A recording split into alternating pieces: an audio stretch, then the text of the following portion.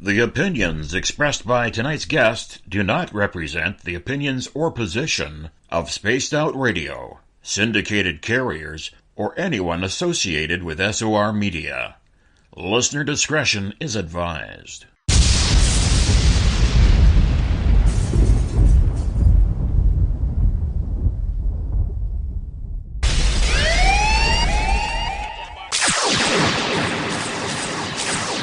Here at Spaced Out Radio, we are about to take you higher.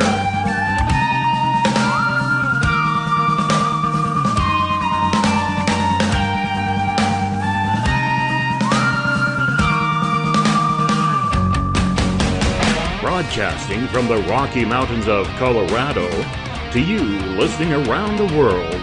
This is Spaced Out Sunday with host Tessa N Thomas.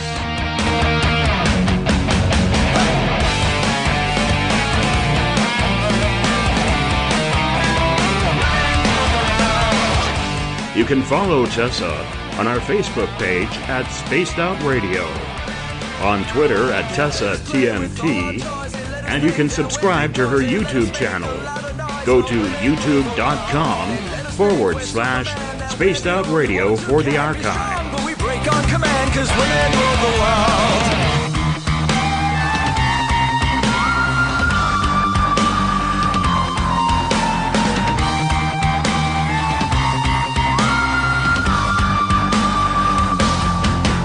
Buckle up, space travelers. Let the countdown begin. 9, 8, 7, 6, 5, 4, 3, 2, 1. It's time to go for a ride with host Tessa N Thomas. I'm such a lucky guy, 'cause after all this time, it's like the deeper I go, the deeper I fall. Good evening, Spaced Out Radio. Secure your tinfoil hats, buckle down tight, and hold on loosely as we soar over the rocky tops of the La Platas on a rocky mountain high, get sucked into the vortex of the Four Corners, and settle down snugly at mile marker 419.9 in colorful Colorado. It is August 5th and Monday, August 6th for those of you on the East Coast and beyond, and this is Spaced Out Radio.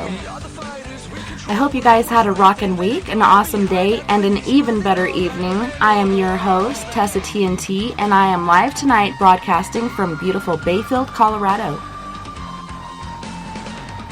We are 150,000 strong nightly on Spaced Out Radio Network, spacedoutradio.com, Spreaker, Paranormal Radio, TalkStream Live, as well as Deep Talk Radio, which you can find at deeptalkradio.com. And don't forget to head to our website, spacedoutradio.com, where you can peruse the Spaced Out Radio store and read the encounter online dealing with everything strange, paranormal, and odd. Tonight, I have a treat for all you guys and gals out there. Tonight, we will be talking to and getting to know psychic Tahsha Renee. Tasha is a psychic empowerment coach, blue Reiki master, and hypnotherapist, the Cupid Coach, and author of Be the Hero of Your Own Story. She also has an AA in Transformational Psychology, Holistic Health from Southwest Institute of Healing Arts out of Tempe, Arizona, where she also studied intuitive studies, holistic nutrition, yoga cranial sacral, polarity, and toe reading. She is the owner of Unleash Your Divine Beast, where she offers one-on-one coaching and healing with the help of her psychic abilities to help people heal and take back their power from abusive people and situations so they can have the life they deserve on every level, emotionally, physically, mentally, spiritually, and financially. She has clients that are people who feel they are right on the verge of stepping fully into the light of who they are, but they can't seem to figure out how to get past their blocks, such as past pain, trauma, limiting beliefs, lack of self-love and confidence, that are keeping them from doing what they feel they should be. She teaches them how to unleash the divine beast and let that part of them take over so they can reclaim their birthright as the powerful badass they really are, and use that to be themselves unapologetically and to make an impact on the world the way they were meant to. So Tasha, welcome tonight. I am so glad you're on. Thank you. I'm happy to be here. I'm really excited to be here. I'm here by kind of a fluke, which is not possible. As we all know, there are no coincidences. So I just feel very, very honored, and like Source is very much very present with us in this. That's going to happen in this journey we're going to be on together for the next couple hours. So super excited. Yeah, me too. I was sad when, the guest that I had booked was like, oh, that's not going to work for me. And I was like, well, do you know somebody? And she's like, actually, I do. And so that was pretty awesome. And I'm a lot like you, where I believe everything happens for a reason, no matter how good or bad it is. It's a learning experience, and it's meant to be. So, Yes. Yeah, I'm super stoked. Yes, and the way, I don't know if I told you how she actually came about. When you messaged her, she actually thought it was me that was calling her. And we haven't talked, her and I haven't talked in months. I mean, in months. And she was like, oh, that's weird. And then she was like, oh, because she's like realized, oh, that was a message for Tasha. So when she reached out to me, she was like, and I had just put a post up the day before that I had been on Love Talk Radio and was telling about, what I do and that kind of thing. And I had a great, amazing time with them. And when I got off that conversation, I was like, God, I just really feel like my main purpose, yes, I love coaching and healing and doing all of that. It's great and amazing. But my main passion is speaking. And so I was on such a high after that radio show that I got off and I made this post and I said, I really realized my passion is speaking. Source, make it happen. And the next day she was in my inbox telling me about your show. Oh, that's awesome. So definitely, like I said, definitely divine intervention that I'm here. And so I'm just really excited to, see who we're going to talk to and help tonight and the ripple effect this will have. Indeed. So when did you have your first paranormal experience? So I've always been psychic. I just didn't know that's what it was. I thought I just guessed things right all the time. And just knew things. Probably one of the very first, I don't know about paranormal because I'm not somebody who's actually ever seen spirit. I don't hear spirit. My gift is claircognizance and clairsentient, which means claircognizance. Claircognizance is when you have a clear knowing and you don't exactly know where it comes from. And the way that I explain it is like, let's say somebody were to ask you, do you want to go to the movies or do you want to go bowling? And you know which one you want to do, but you don't know why you know that, you just know. So even though you like to do both, for some reason you want to do one more than the other. And so I just have that gift of just knowing information about people when I start to talk to them and hear their energy. So I think the very first time it ever happened, I was walking my dog. I believe I was in middle school. I don't remember what age I was, but I was pretty young. And I saw this van pull coming the opposite direction where I was walking. And I just had this just like messed up feeling. I was like, oh, that I just feel weird. And so I just had this almost like voice in my head that said, hide. And so I went and hid behind a bush with my dog. And sure enough, the van stopped and got out and literally came over to where I was standing. So I'm pretty sure I would have been abducted. Yeah. I don't think I would have been here.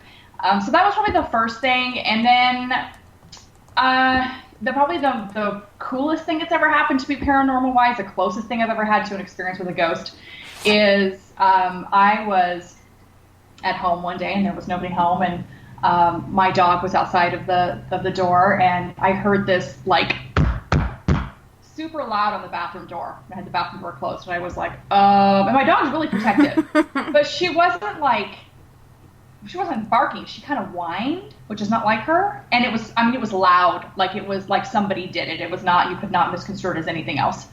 And I stayed in there for a while. I was freaked out. I was like yelling for my boyfriend and he obviously wasn't there and he's the only one I live with. And it was just really weird.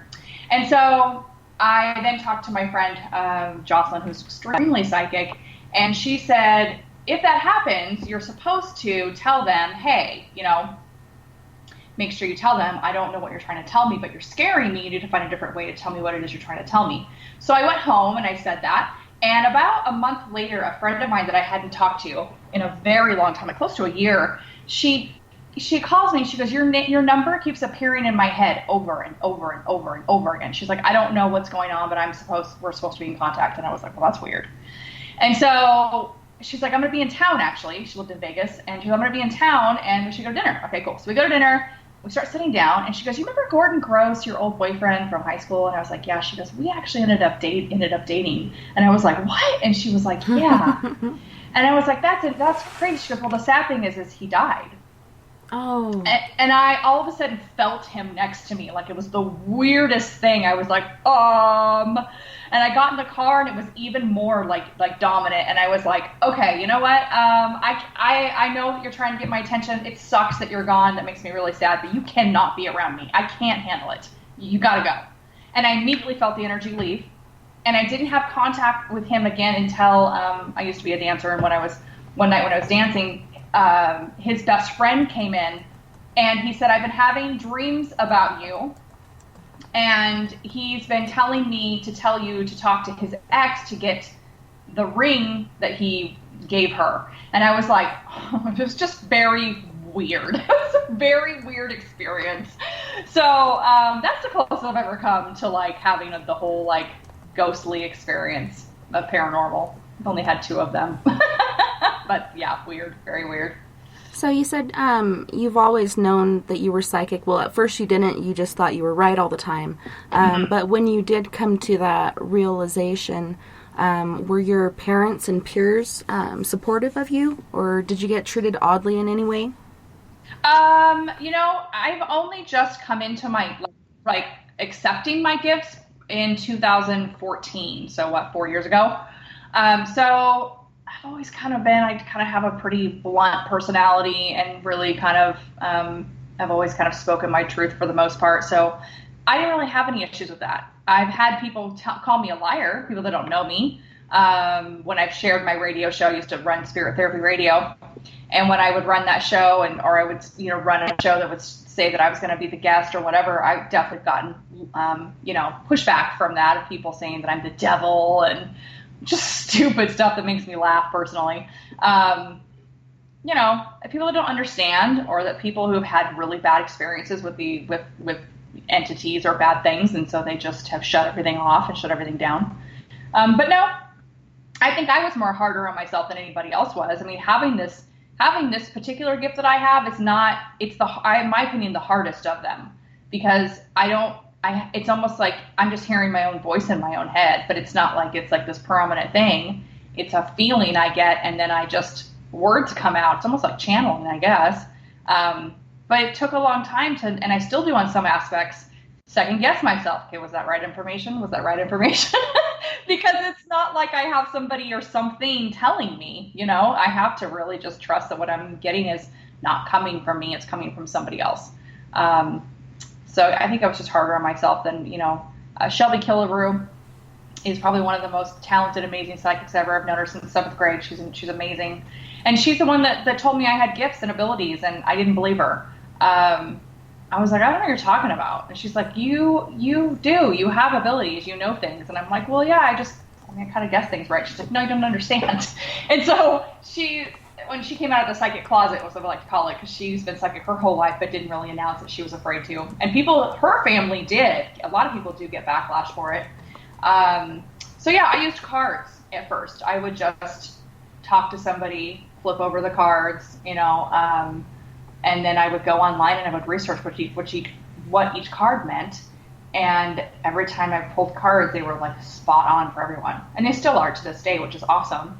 But she told me, you're not going to need the cards. And I couldn't even picture not needing those cards. There was no way I'd ever not have to use those. And sure enough, there came a day when I talk to people and I just get information and we have a conversation. And in that conversation, messages come up. And I still use cards from time to time just because they're fun and people like it. They like to have a card pulled and see what happens. And, so I have 8 decks that I usually pull from. But yeah, so I didn't get a lot of that. Thank God. It's been more from strangers. My friends and family, I'm not close with my family, really at all. So I didn't have to worry about that. Thank God. Because they probably would think I was nuts. They probably would just be like, oh, okay.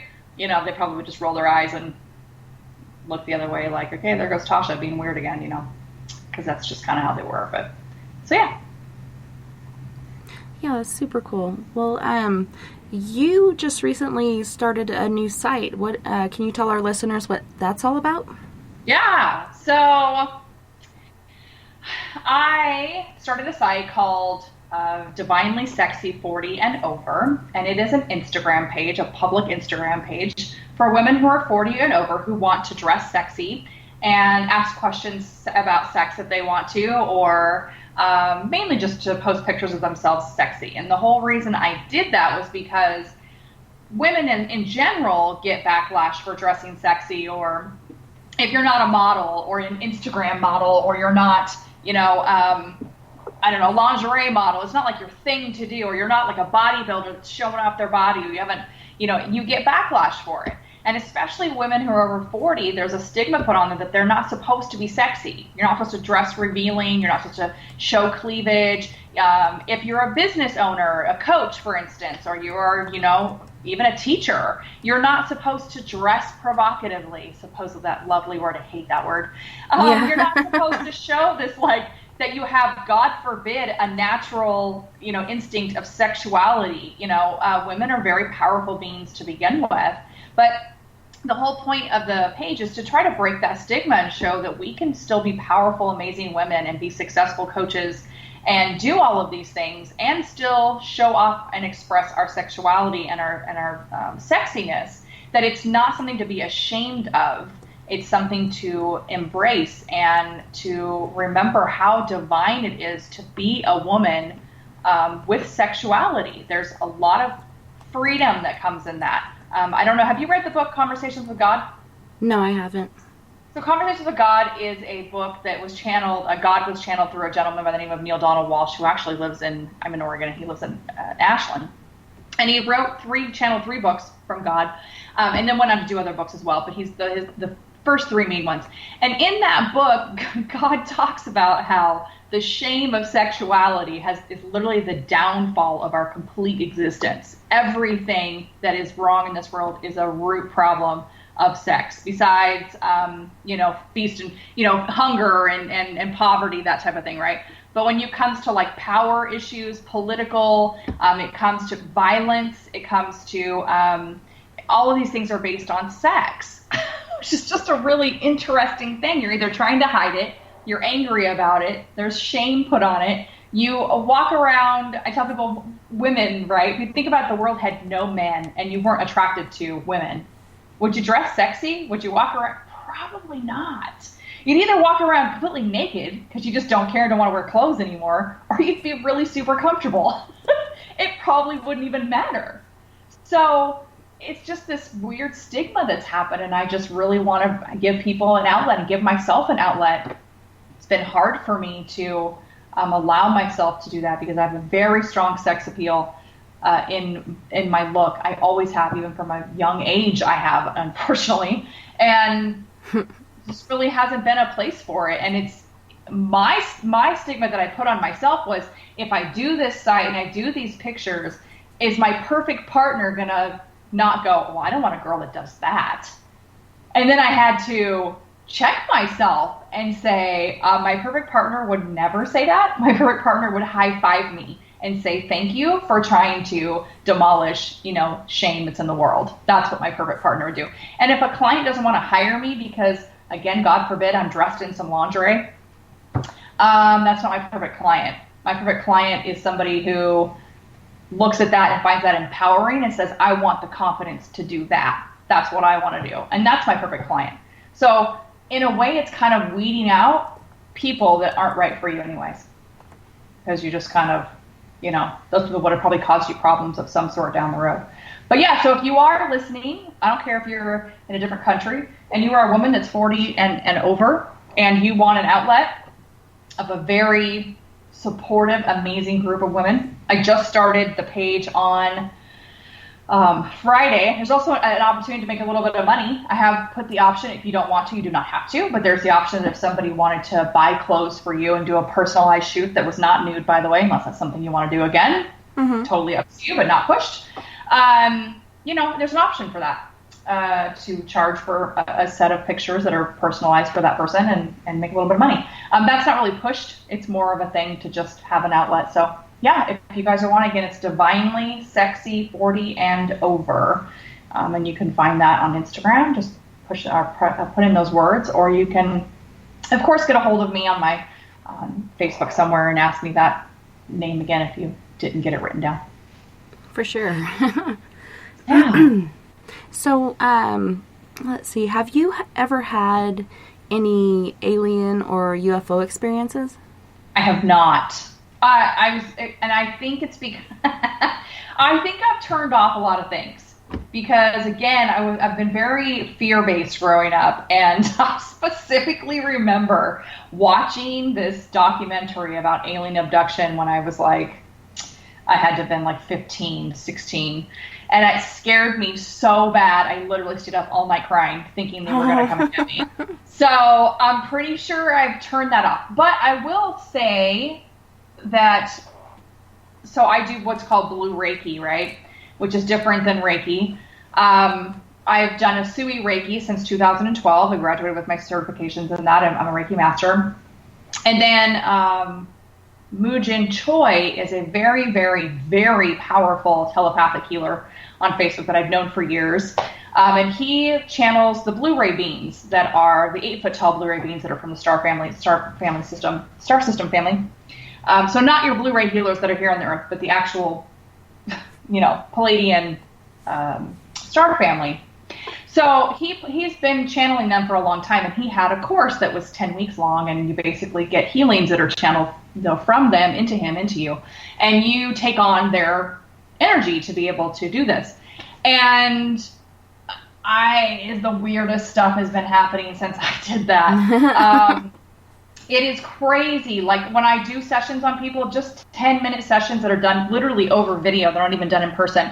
People are seeing the Blu-ray beings. They are seeing their spirit guides. They are seeing, intense colors, kind of a normal thing even for regular Reiki, but these are massive, crazy colors. Pain that they've been using opiates for the past 2 weeks that haven't been helping their pain. Pain's gone in 10 minutes. When I've had sessions in person, I had somebody have an instantaneous past life regression that was so real. She was a full body convulsing of the pain that she was going through from experiencing and releasing a past life regression. Somebody hasn't been able to move their wrist for almost 20 years, within 20 minutes had almost full mobility. It's been insane. So I channel them that way, but I do not have any personal experience in any other sense, unfortunately. Yeah, and so going back to the site that you had started, I'm sorry I'm bouncing around, but no, you're fine.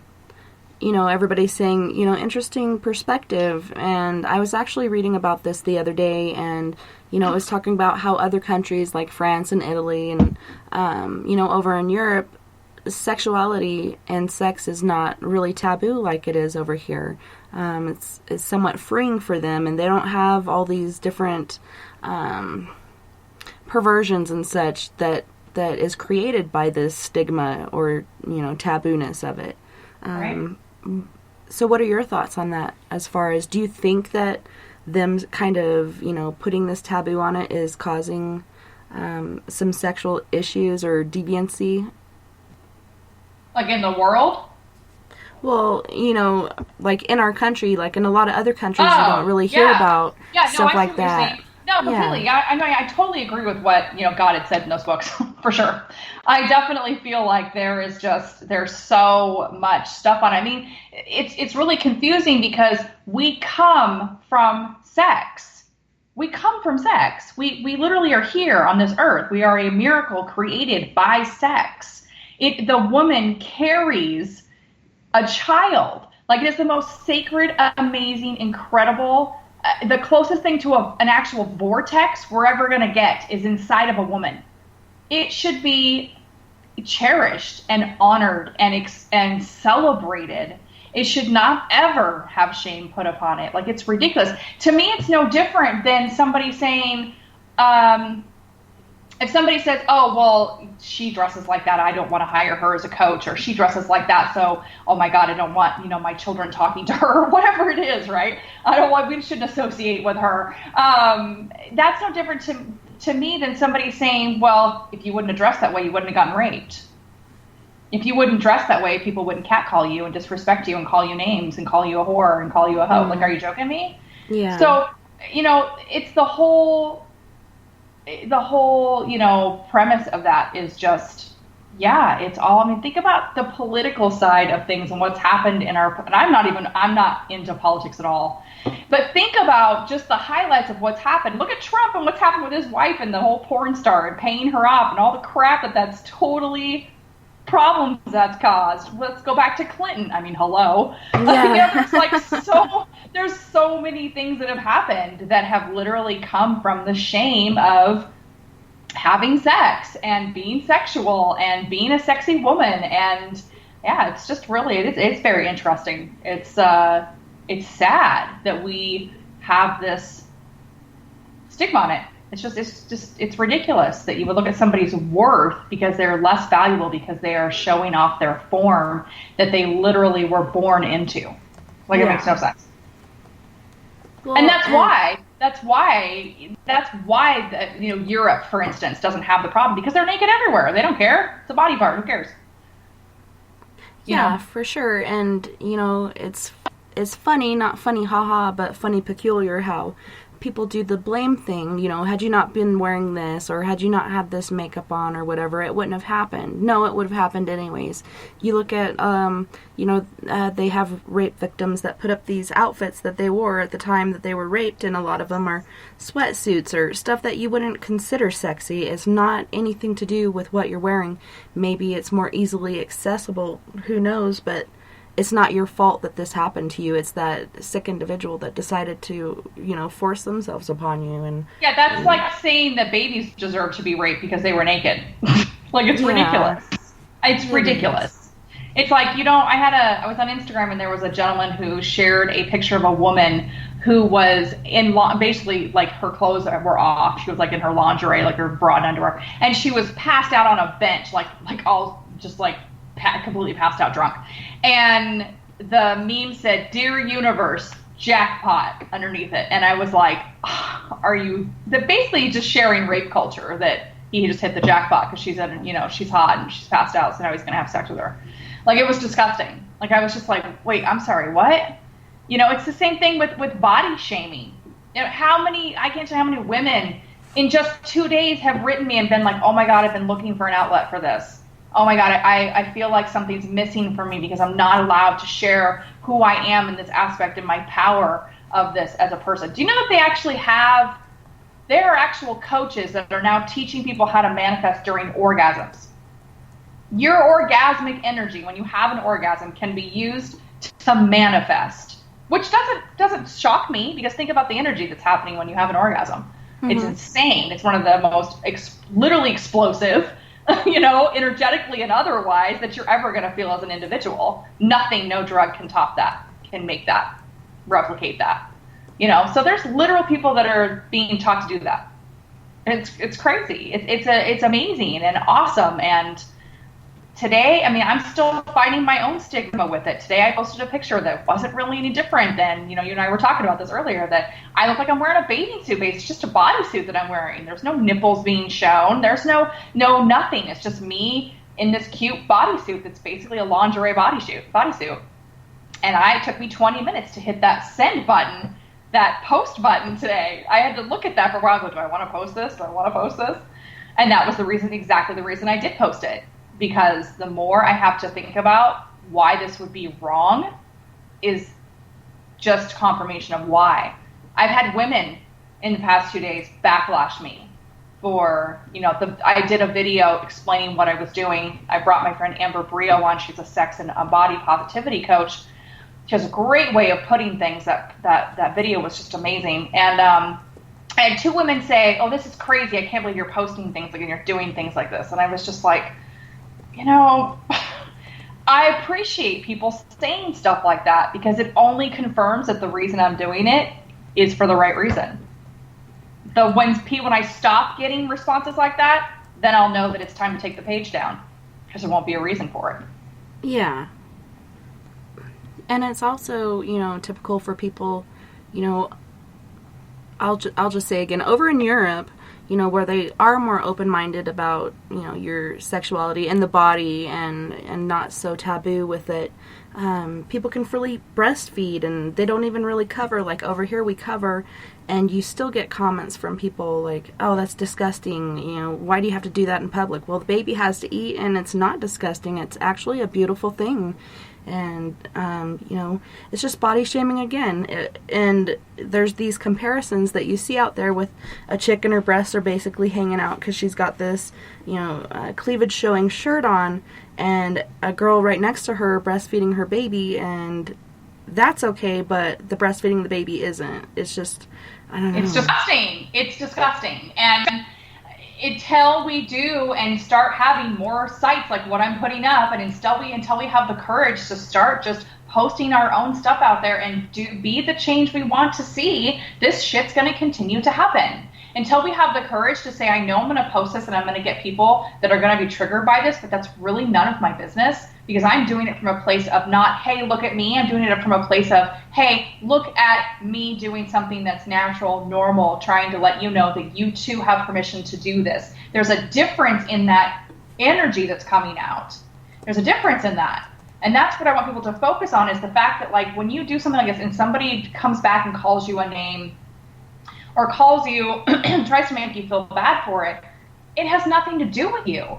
Nothing. They're being triggered by their own shame that they've been through, their own, we have no idea what their sexual story is. If they were raped, if they were molested, if they were teased, if they were, their parents made fun of them. Like, we have no idea. And so what you're doing is going to bring up a lot of things in people that's going to make them feel like what you're doing is really wrong, because they can't handle what that's making them feel like. So it's really important that you just, if you feel called, if I'm talking right now and you feel you're like, yes, that's me. Yes, I'd love to have that. You need to have the courage to step out and make a mark for anything. It doesn't have to just be this, but anything that you feel like. My whole purpose on this planet is to help people step into who they really are and have the ability to wake up every day speaking their truth and being themselves unapologetically. That means not caring what judgment is. That means that whatever people say or think about you is realizing that's none of your business, that you just don't give a fuck. I mean, I just, I curse on here? Yeah, no. Okay. No, I can't. Okay, I'm sorry. You didn't tell me if I could or not. I'm sorry. That they just don't care, right? It doesn't bother them. It doesn't affect them. It doesn't have any type of bearing on them, that they just go, well, I don't really care. How you just responded has nothing to do with me. I'm speaking my truth, and I'm, how many of my clients come to me telling me, oh my gosh, I've taken care of everyone except for me. I've kept myself small. I've not let myself be seen. I've kept myself silent. I've been silenced. I've allowed myself to be silenced. I'm surrounded by people who disrespect me. I'm in a job I hate. It all boils down to, what are you allowing? What are you not taking risks in stepping out and being seen and letting yourself be heard? It's all your fault. And I will trigger people by saying this, but I want you to look around and ask yourself, what is it? I don't care if you're in a marriage for 20 years, or you're in a marriage where you have children, you're not leaving because you have children, which is the biggest excuse I've ever heard somebody use in my life. That is not an excuse to stay in your marriage. I don't care. It's not. Well, kids are smart, and they pick up on it, and if you stay in a ugly relationship like that, they're just learning that that's okay, and it's not good to teach them that.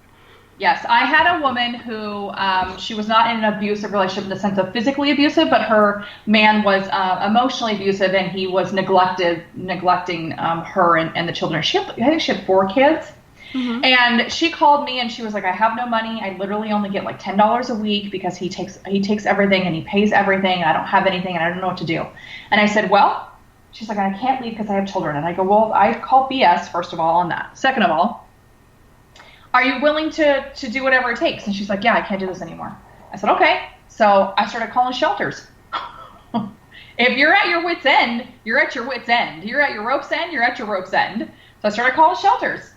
And then all of a sudden she was like, because she'd been so in this loop of being small that she couldn't even think big anymore. And once we finally cracked that open just a little bit, that we said to the universe, I started having her say affirmations. I'm willing to see my life as different and better than what this is. Originally said by Christy Lee. She's so amazing. I'm willing to see my life as different and better than what it is. That willingness allows the universe to come in and do something for you. She started saying those affirmations. Within 24 hours, she all of a sudden remembered, oh, I'm literally like one class away from, or one payment, I think it was, away from getting my nurse's license reinstated. A nurse's license.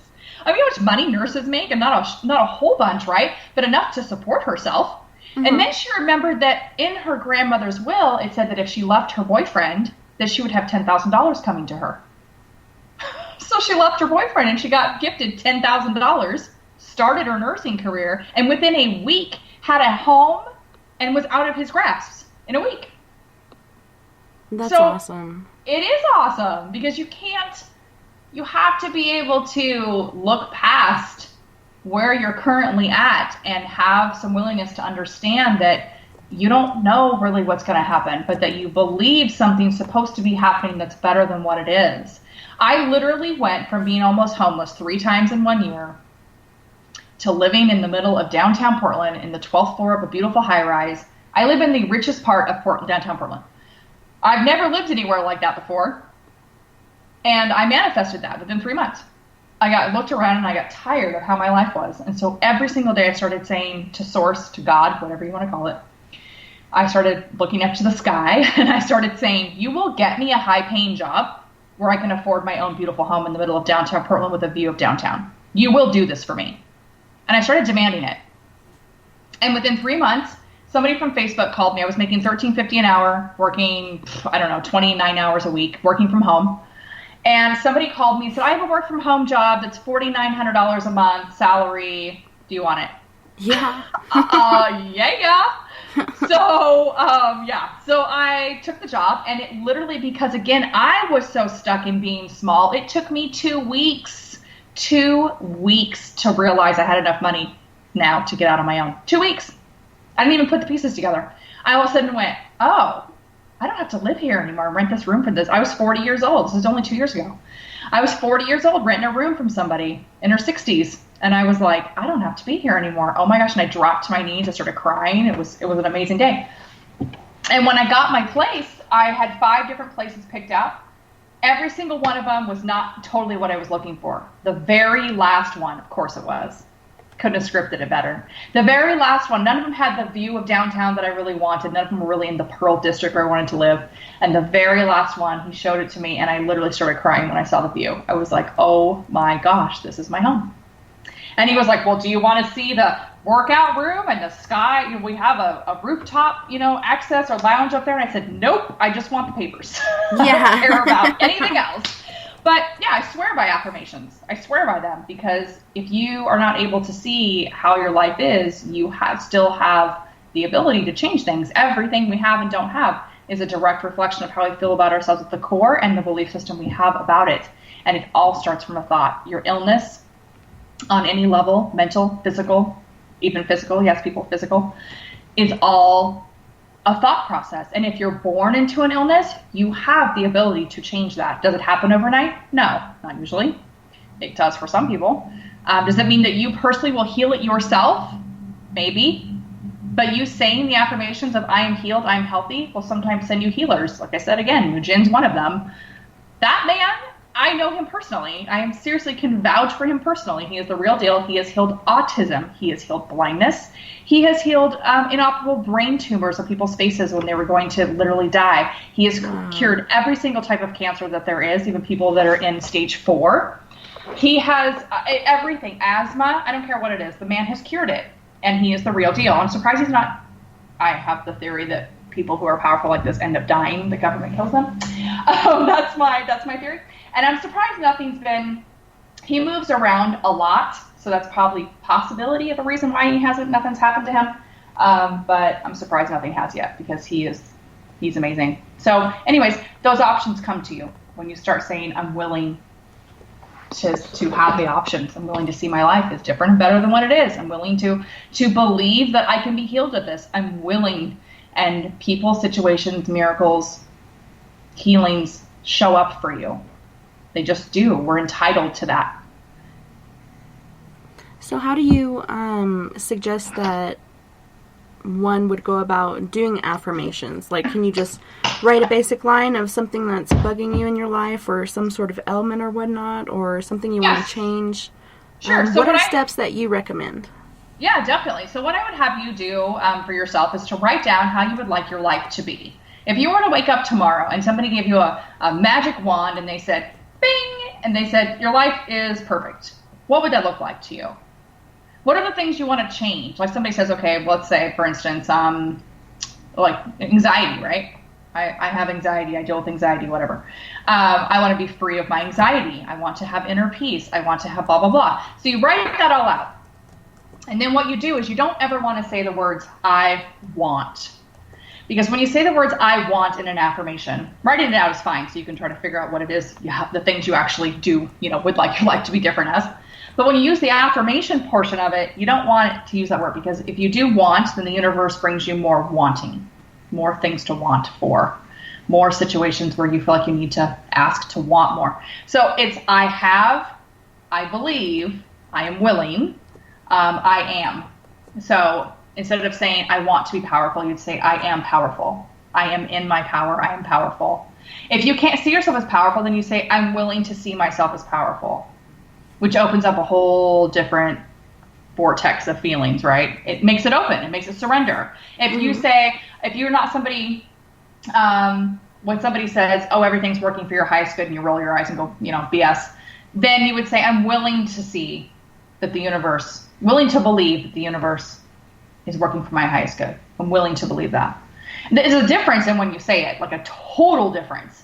Some people can't see themselves. I mean, they want to see themselves without cancer, or without, panic attacks and anxiety and maybe even agoraphobia. They want to see themselves, but they can't even picture that. They don't even know how that would look. So saying I am healed of, or I am at peace, feels unreal to them. So instead you can say, I'm willing to see myself as somebody who doesn't have agoraphobia. I'm willing to see myself as somebody who is peaceful and doesn't have to struggle anymore. There's just a different feeling. And then I would highly suggest, a lot of times, I have a meditation group actually that I do, where we do 5 different things by live video, Monday through Friday. Saturday you do it on your own. Sunday we take a day to process and do nothing. And one of the things we do is affirmations. So I say the affirmations and you repeat them. My suggestion is to do 10 minutes of it, and not do ones where you listen to them on YouTube. That's not the ones I'm talking about. I'm talking about you sitting down, closing your eyes, calling in your guides, source energy, whatever, God, whatever it is you call it, your higher self is fine, and asking them to hear the words that you're saying and make them affect you on every level of who you are. And then to make them happen on your earthly time frame of today, because their time frame and our time frame is totally different. And then you start out with, I love myself, I accept myself, I know who I am, I love who I am, I accept who I am, I know who I am. So those ones are the ones you always start with, because if you don't have those, nothing's going to work anyways. If you don't believe it and you don't have the self-love to accept it as your foundation, and then I always end with I love myself. And I say them 3 times, and yeah, that would be my suggestion. You do it for 10 minutes. You say if there's anything you can do for, anybody can do anything for 10 minutes. On your lunch break, on your regular break at work, in the bathroom while you're getting ready. If you have kids, that's the only place you get, peace and quiet. Yeah. Is in the bathroom. Then you say in the shower, you can say them in the shower. Whatever you want to say. And at first, if you're somebody who's brand new to it, I do have you maybe go Google, right, and just put in affirmations, the word affirmations, or affirmations examples, and you'll have ones that will pop up. But you do get to a time and place when you finally, even just after probably a week of doing them, where things just start coming to you. You close your eyes and you're like, hey, how do I want my life to be? I want inner peace. Okay. I have inner peace. I am peaceful. My natural state of being is peace and calm. And and again, if you can't believe it, you're just like, okay, you know how hard it is for me not to curse on the show? Yeah. I've stopped myself like how many times. It's been really difficult. It's a good learning thing for me because I just absolutely love to curse. But anyways. They said it's like a sign of genius, you know. Really smart people cuss. It is. And I was super worried about it when I started this show because I had been doing this other show with people and I would cuss every time. It just didn't matter. And so I've done pretty good so far doing this show. I haven't cussed yet, so I'm knock on wood for that one. Right? Well, I'm sorry about my F-bomb. I didn't realize I wasn't supposed to. But anyway, so it's good practice to come out of your comfort zone anyway. It's a good thing. Yeah. But anyway, yeah, that's my suggestion. Get a meditation practice going. Make some time for yourself. If you're not somebody who can meditate very easily, then that's exactly why you should be doing it. Because it's the things that if you can master those things, so to speak, and get disciplined in those, that's when actual shifts start happening. That's when actual change starts happening. Yeah, and it does take a little bit of time to somewhat rewire yourself and get used to those things, but it does really work. It's amazing, different exercises and stuff that I've tried with my group. I'm just like, holy shnikes, that really worked, because we did a investigation and it just drained us all, and we had a monthly meeting for Four Corners Paranormal Investigations, and we did all these energy exercises and grounding and, clearing exercises, and it was, after a few of them, I opened my eyes and it was brighter and it just seemed like a whole different world. But it's amazing how the mind works and how these different exercises and stuff, affirmations work. But like you said, you have to have that belief and faith in it. You can't just be doing it and be like, whatever, this isn't going to work. You have to believe in it and believe in yourself. Well, you have to, and I think it's discouraging sometimes to hear those words, because people are like, well, I don't believe, so I guess it won't work for me. And I think it's more, again, just a willingness, right? Mm-hmm. It's the whole, if you're a Bible believer and you've read the Bible, it's the same thing they talk about in the Bible when they say, if you just have the faith of a mustard seed, this tiny, tiny, mustard seeds are tiny. If just this tiny bit of willingness, it's enough for Source to wiggle in there and start making some change. But we have free will. And Source is not going to intervene in your life unless it's literally a contract written in thing. But they're not going to intervene in your life even if you're up there screaming, going, what are you doing? Why are you doing this to me? Why me? Why me? Why me? No. You have to understand that Source does not care whether you murder people or whether you are Mother Teresa. They don't care. And the reason they don't care is because over there, everything makes sense. Over there, everything is perfect. Over there, it's just an experience for them because of those things. Because everything makes sense and they see how everything's going to work out and everything's going to go. They don't care what you do. Mm-hmm. They want you to figure it out on your own and understand that if everything were perfect, you wouldn't be here. That's the whole point of the body. The body is literally the physical of our subconscious come to life. The physical part of who you are is the whole reason that you are able to be here is the whole time aspect. None of that matters over there. I tell people to think of Source as like a big restaurant, and you're just putting your order in. And if you're walking around going, why me? Why do men suck? Why do women suck? Why can't I find a mate? Why doesn't my job work? Why am I always broke? How come that rich person has money and I don't? If you're going around saying that kind of stuff, the universe goes, okay, and just sends you more of it. Because that's what you're emanating. You're emanating why. And so when you ask the universe why, it tells you.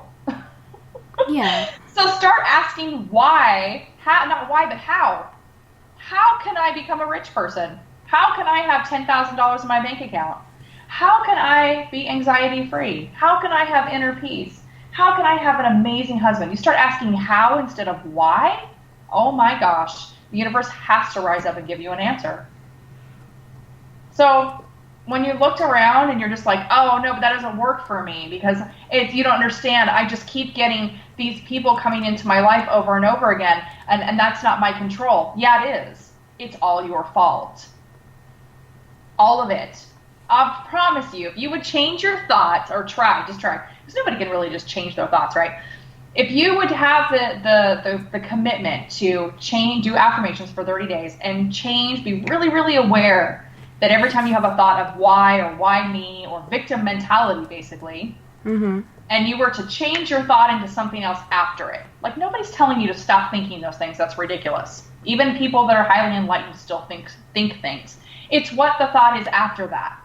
It's where you allow yourself to stay. Do you stay in a space of fear, like, oh, I don't know how I'm going to make my rent next week? How universe, show me how to make my rent next week? How about the universe always takes care of me? Everything's working out exactly the way it's supposed to. Because it does. Look back at all the other things that have happened. Something always comes up.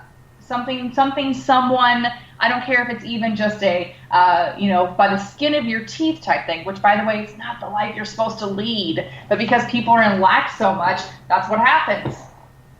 So, we're very, very, very powerful. And when you decide that you get to have your experiences, not how anybody else will treat you, not how anybody else is currently treating you, again, this stuff doesn't usually happen overnight. And when you decide to step into your power that way, we all play roles in people's lives, which means that if you start to change your role and somebody else is not ready to change their role with you, a lot of times they don't want you around. A lot of times they will say whatever it takes to get you to come back down and dim your light, because your light is shining so bright that their stuff is illuminated. Their darkness and their shadow self is illuminated, and a lot of people cannot face that, or they're not ready to, which is perfect for them. It's fine. It's whatever. But you have to decide at that point, are you going to dim down your light so that you can make that person comfortable and you can continue to remain miserable? Or are you going to say, sorry, I know you're my husband, wife, mother, even child it can happen with, adult child, you're grown, and say, I got to do this for me. I've taken care of everybody. I've been a people pleaser forever, and it's got me nowhere but miserable and depressed. I'm full of anxiety. I can't stand people. I'm angry all the time. I can't sleep. I don't eat right. Whatever it is that you're struggling with, because you have not put yourself first. You have to do it. You have to. There's no, you know what I mean? You have to. You just have to. You got to find a way that, even if it's in a small, tiny step, again, of just, if you're in a position where you're like, I literally can't do this. I hear this lady talking and I just, think she's BS because she doesn't know my situation. If you can't physically leave a situation right now, if you can't physically change your job, if you can't, just up and leave and be like, well, I can't just change my career. I hate where I'm at, but I need money to pay my bills. Then start doing affirmations. Everything starts with a thought. And commit to 3 months of that. Mm-hmm. Commit to 3 months of it. Telling yourself you're not going to give up. You're going to do it 5 to 6 days a week, every day for 10 minutes. And watch what happens when you really commit to it. So Kat in the chat room is asking, so can Tasha help empower things like self-confidence and motivation? How about booster shot for my spiritual tank? I'm on reserve fuel.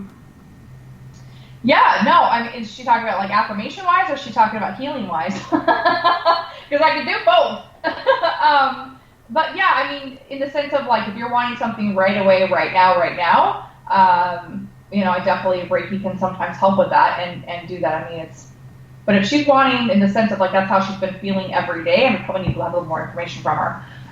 Then yeah, affirmations are great for self-confidence and for specifically using those words. If you're somebody who needs more energy, one of your affirmations may be, I wake up with energy that lasts all day. I have my spiritual tank is completely full and overflowing. I have incredible confidence. I love and accept myself. I am amazing. I am beautiful. I know the truth of who I am. That's a big thing that I people to do when you are going through a situation that is painful, or somebody says something really hurtful to you, that somebody you care about and respect maybe, or even just somebody you get stuff from all the time maybe, and it just hurts all the time. I want you to really challenge yourself to ask yourself, what's the truth of what's going on right now? What's the truth of who I am as an individual? And if you'll try to get back to the truth of, I am a spirit having a human experience. Nobody can take away my value and my worth except for me when I decide to believe what this person is saying about me. What this person is saying about me is not true. How this person reacting is nothing to do with me. They are acting from their own place of anger. I do not accept this. I do not allow this to come into my energy field. I let go of this. I remember who I am. And you get back into that space, that is something also that can give you energy and motivation, is getting back into a place of realizing how powerful you are. That nobody can take that from you. That you could be stuck in prison, right? Literal prison, in isolation, and you would still have yourself. You have everything you could ever need. For anything and everything. The person who is blind and deaf has value on this earth. The person who is, is so disabled that they can't even form words has value and depth in this world. You don't have those things. If you don't, you're listening to the show and you don't have this, you don't have those. You don't have those limitations. You don't. So you have value and worth also. What makes you think that you don't have that? Look at Helen Keller. Oh my gosh, are you kidding me right now? What? That woman, she couldn't hear or speak. What? Or see. She couldn't see or hear or speak. She was deaf, blind, and mute. She was, and still learned, and still found a way. Like we are so powerful. We are so amazing. And she did amazing things. But on that note, we have to go to our first break. So you guys don't go anywhere. We'll be right back with Tahsha Renee. The first annual Caribou Paracon is happening September 28th to 30th in the 108 Mile Ranch, British Columbia. Brought to you by the Canadian Society of Questers and Spaced Out Radio. Come listen to our featured speaker, Grant Cameron, along with Elizabeth Anglin, Paisley Town, Mike Moran, Eric Cooper, and more. It's a 3-day supernatural adventure at the Spruce Hills Resort and Spa. Tickets for the weekend are $150 Canadian. The Caribou Paracon, celebrating everything paranormal. Are you tired of being blocked, shadow banned, or placed in jail for simply posting your thoughts on social media? Social Media Freedom can take care of that for you. Social Media Freedom is the newest and one of the best free new apps that allows you the freedom to post what you want, when you want. It takes seconds to download from your app store. Come join the tribe at Social Media Freedom. It's time to set yourself free. A timepiece is a reflection of who you are, and what better way to show off the real you than with an Escape watch? Escape is a lifestyle brand accessorizing your days and nights. Choose to escape and create the life of discovery that you deserve. Dream, play, unite with your own personalized Escape watch. Head to escapewatches.com. There is no time like the present to enjoy your escape. Use promo code SMF2017 for your 20% discount today. So, you love talk radio? Then you'll love TalkStreamLive.com. TalkStream Live is always on, 24/7, with the best streaming talk shows. Find your favorite talkers and discover some new ones. It's free, readily available online or on mobile with any smartphone or tablet. Finding your favorite talk shows all in one place has gotten a whole lot easier. Just go to TalkStreamLive.com. Be sure to download the free apps from Google Play or the iTunes App Store. The Call of the Wild is in Vancouver. The Moose Vancouver is one of the hottest bars and restaurants in the city. Open until 2 a.m. nightly, the Moose will rock you like a hurricane all night long. Great food with everything on the menu at $6.95 near the corner of Nelson and Granville. Get your horns up and come rock with us. The Moose Vancouver, the official rocking bar of Spaced Out Radio. Are you an experiencer? Have you had run-ins with strange creatures you can't explain? ETs, Dogman, Bigfoot, werewolves? They're enough to scare the daylights out of anyone. Hi there, I'm Butch Witkowski from your 4-Cop. And on the last Monday of every month, you can listen to me and the host, Dave Scott, talk about the weird and the strange being reported on Spaced Out Radio. I'm going to bring my investigations and sources, you bring your experiences, and we'll figure out the rest together. Strange Days on Spaced Out Radio. Come tune us in at spacedoutradio.com. You know, it's hard being the bad man of ufology, but that's just the way that I like it. This is Chris George Zuger, and I'll be hanging out with Dave Scott and SOR scientist Chris Cogswell for Reality Paranormal, the second Wednesday of every month. And our job is to break it down and come to conclusions as to what is really going on in the supernatural world. I'd love for you to join us and bring your questions for us to investigate right here on Spaced Out Radio. There's news, and there's The Encounter. This is Spaced Out Radio News Director Everett Thiemer inviting you to check out The Encounter. Our half-hour news segment every Monday through Friday night is different compared to what you're used to. Our goal is to bring you the weird, strange, and interesting stories the mainstream tends to leave out, and stories that will make you scratch your head in disbelief. The Encounter can also be found at spacedoutradio.com and on our Facebook page, SOR The Encounter. Come give us a read. Do you want to know what's really going on in your world? Do you have questions about who you can trust in the mainstream media? Then look no further than the Rebel Planet. Come get the straight answers right here at spacedoutradio.com. Join me, Jamie Sexton, creator of Rebel Planet News, as I fill you in on the stories behind the stories. All you truth seekers, be sure to tune in to Rebel Planet on spacedoutradio.com the third Thursday of every month. Hi there, this is Dave Scott from Spaced Out Radio, and I want you to come on a nightly journey. Starting at 9 p.m. Pacific, midnight Eastern, every Monday through Friday, you can come hang out with me and the other space travelers. We have it all from Carl the Alien bouncing on by to those misfit gnomes causing havoc. It's 3 hours of fun and entertainment on those topics the mainstream really doesn't want to touch. Come get all paranormal with us at spacedoutradio.com, and together, my friends, along with our resident guitar god Bumblefoot, we own the night. Looking for a place to advertise at a very reasonable cost? Look no further than Spaced Out Radio. SpacedOutRadio.com has an advertising tab that you can click to check out our daily, weekly, and monthly packages to play on the radio, or our website including social media. From commercial spots to banners, we have it all. Check out our competitive pricing today.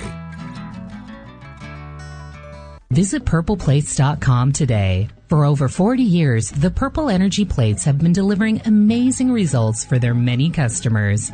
Inspired by the great genius Nikola Tesla, the harmony, healing, and energetic effects of the plates have proven over and over to be beneficial and often miraculous to thousands of customers. Check their site for daily specials and choose from their many energy products. You won't be sorry.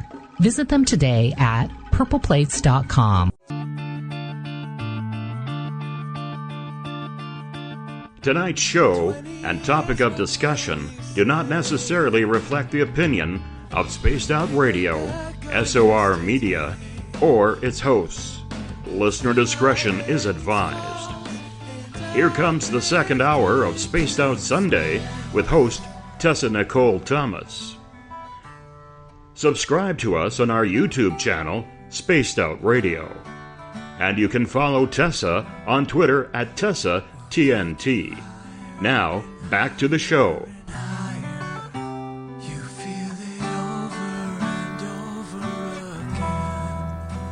Hey guys, welcome back and thanks so much for tuning in tonight for Psychic Sunday. Sunday Fun Day! Tonight we have Psychic Tahsha Renee on. Tasha, welcome back. It's so great to have you. Thank you so much. Love being here. So before we were talking about affirmations, etc. And one of your titles that you carry so proudly is, psychic empowerment. How does psychic empowerment work? So when somebody has a conversation with me, my psychic abilities just kick in more than, well, I would say almost always. But basically, before I have an actual coaching session with someone, I say I don't even call it a grounding, centering, prayer, whatever, that I bring in my guides and your guides, and I ask that information be given to me, and so then we end up having a conversation, and things just come up. They ask questions about their life, or they talk about things that have been bothering them, and then messages just come through for them. Nice. And it's so great when, you do get that message. Like, some people get discouraged when it doesn't come through, but I mean, everything in its own time. You can't always get what you want, but you get what you need. That's true. I like to say, please don't shoot the messenger, which would be mean, right? Because there's some questions that people do ask me, like, for instance, I'm not really somebody that I would say that is good with dates. Sometimes I will get information that, I don't know, will say, I feel like it's going to be 3 to 4 months that will happen, so to speak. I'll say something like that. But, like, I don't really know dates on things. A lot of psychics shouldn't say dates to begin with because things can change. But yeah, or somebody will say, oh, do you know the name of so-and-so? It's like, no, I don't get names. It's more, people ask me, is my job going to change? And then from that question, sometimes I will get what they're actually supposed to be doing.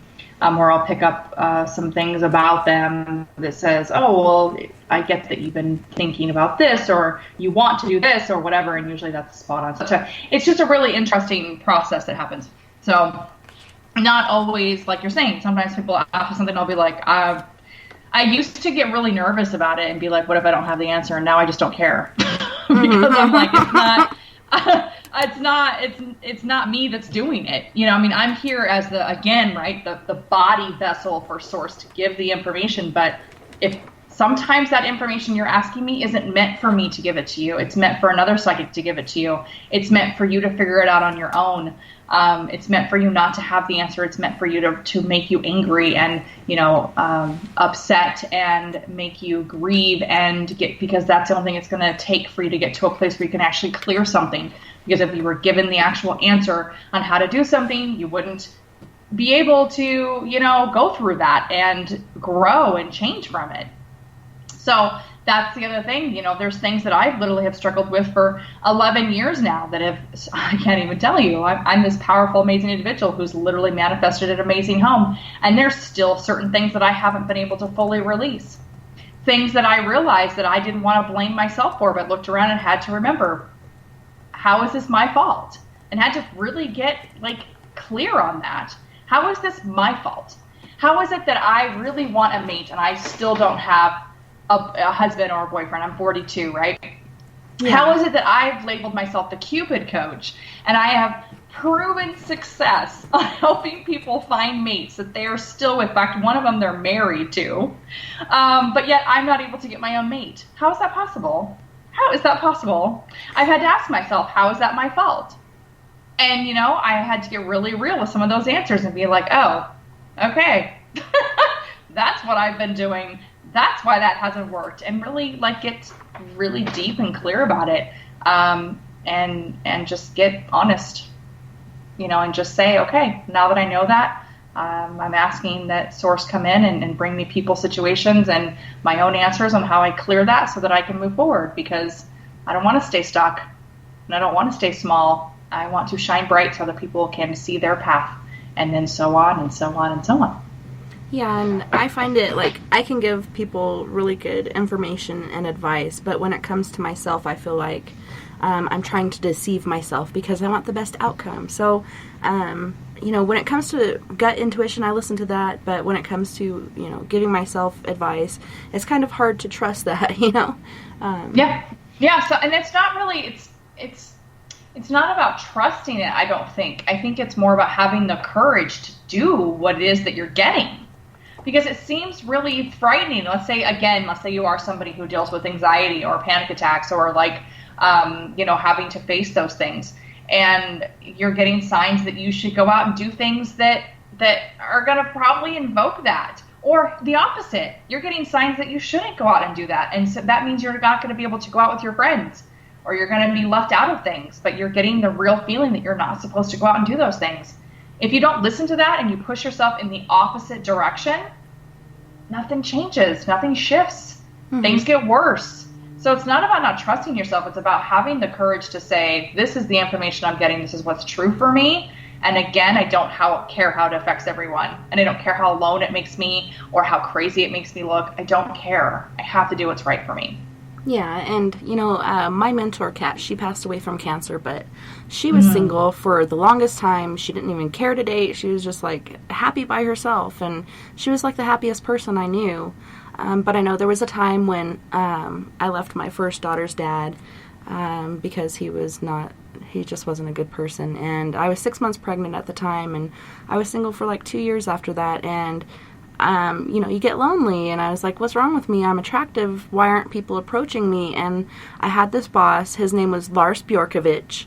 And he told me, people are attracted to happiness. You have to find the happiness within yourself, and people will be attracted to that because people are attracted to happiness. They're not attracted to, like you were saying, the dimmer light. You want to be a bright light to shine, and show other people their path. But yeah, you have to find that happiness within yourself, and then find somebody not to complete your happiness, but to accompany it, Yeah, no, for sure. And it's, there's a post that's gone around that kind of talks. It says, please stop telling people that nobody's going to love them until they love themselves. Mm-hmm. And quit planting the seed that it's their fault that nobody's loving them. And every time I see this post, I have to make this huge comment about it. Because people are like, yeah, stop doing that. I'm like, okay, what this post really means is kind of what we're talking about right now, which is if you don't love yourself, you could find the most amazing, incredible mate. And yes, in the beginning, it's going to feel awesome. And you're going to be like, oh my God, finally somebody's loving me. Somebody's finally giving me the things that my family didn't, or each boyfriend hasn't, or whatever, right? Things I can't even see in myself. It's going to feel awesome. And then the newness of a relationship's going to die down, and you're going to be left with the people that you were when you came into the relationship. And if you are somebody who does not love yourself and who thinks that you don't actually deserve things that are great and amazing because you don't love yourself, guess what you're going to do? You're going to self-sabotage. Yeah. You're going to find a way to get overly jealous. You're going to find a way to piss them off, make them angry, sorry. You're going to find a way to make them upset. You're going to find a way to make yourself unattractive. You're going to talk about how ugly you are all the time, and they're going to become unattracted to you. And then you're just going to reconfirm everything that you know about for yourself. Because again, everything we do and don't have is a direct reflection of how you feel about yourself. And you may attract somebody awesome and amazing for a short period of time, but you will screw it up every time. Or that person will become will show their narcissism traits, and they will become horrible and abusive and awful. And you'll be like, why do I keep attracting people like this? Because you don't think you deserve better. Mm-hmm. And I hear people say, but in the beginning they weren't like that. Well, of course they weren't. Of course they weren't. Anybody can fake who they are for 3 months, 6 months even sometimes if you're really talented. Yeah. But you have to look around and go, okay, I did this to myself. And then, because we get red flags on people, they show us every single time they show up. Every time there's a red flag and you go, no, it's not that red. They're really cute. You're like, oh, that red flag is really, really waving over there. But oh my Lord, did you see that man's eyes? The way he was looking at me, and when he touched me, electricity. I just can't. I don't even care about that red flag. What is color red? I don't even know what that looks like anymore. You just don't care. It's the color of love. Right. And it's a color of no. Yeah. It's a color of no. And you don't listen. Because of how you're feeling, because you haven't felt this feeling in so long.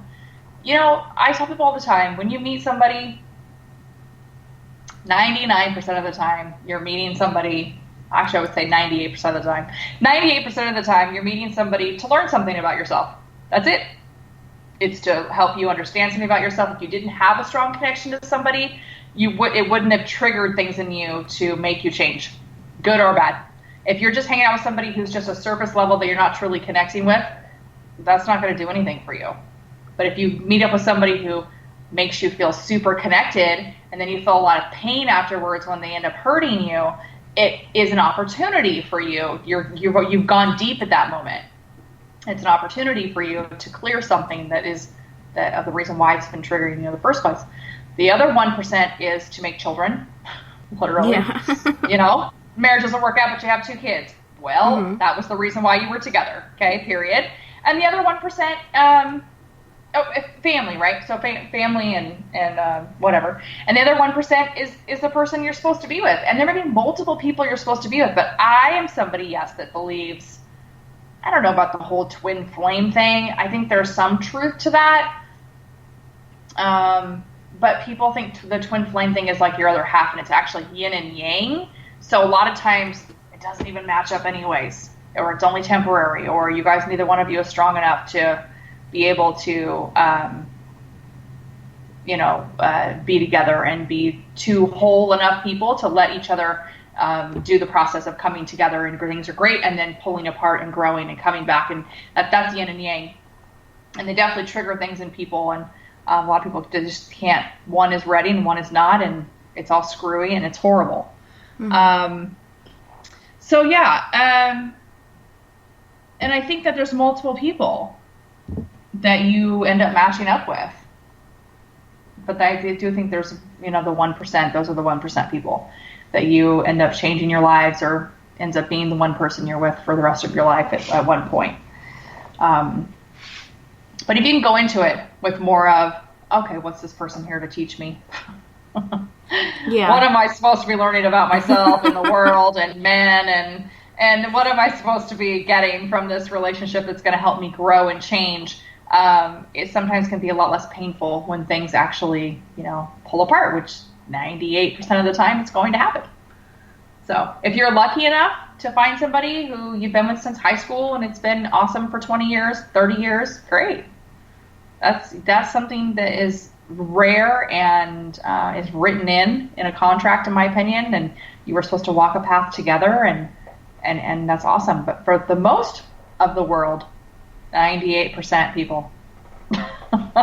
So instead of going and thinking, oh, this person feels amazing, I love this connection, I felt this forever, just have that thought in the back of your head that, oh, this could be one of the 98%, and it's just meant to feel really awesome and amazing, so that it'll trigger things in me, and I'll learn about myself and be able to teach that to others and grow and change and do what I'm here on this earth to do, which is to get brighter.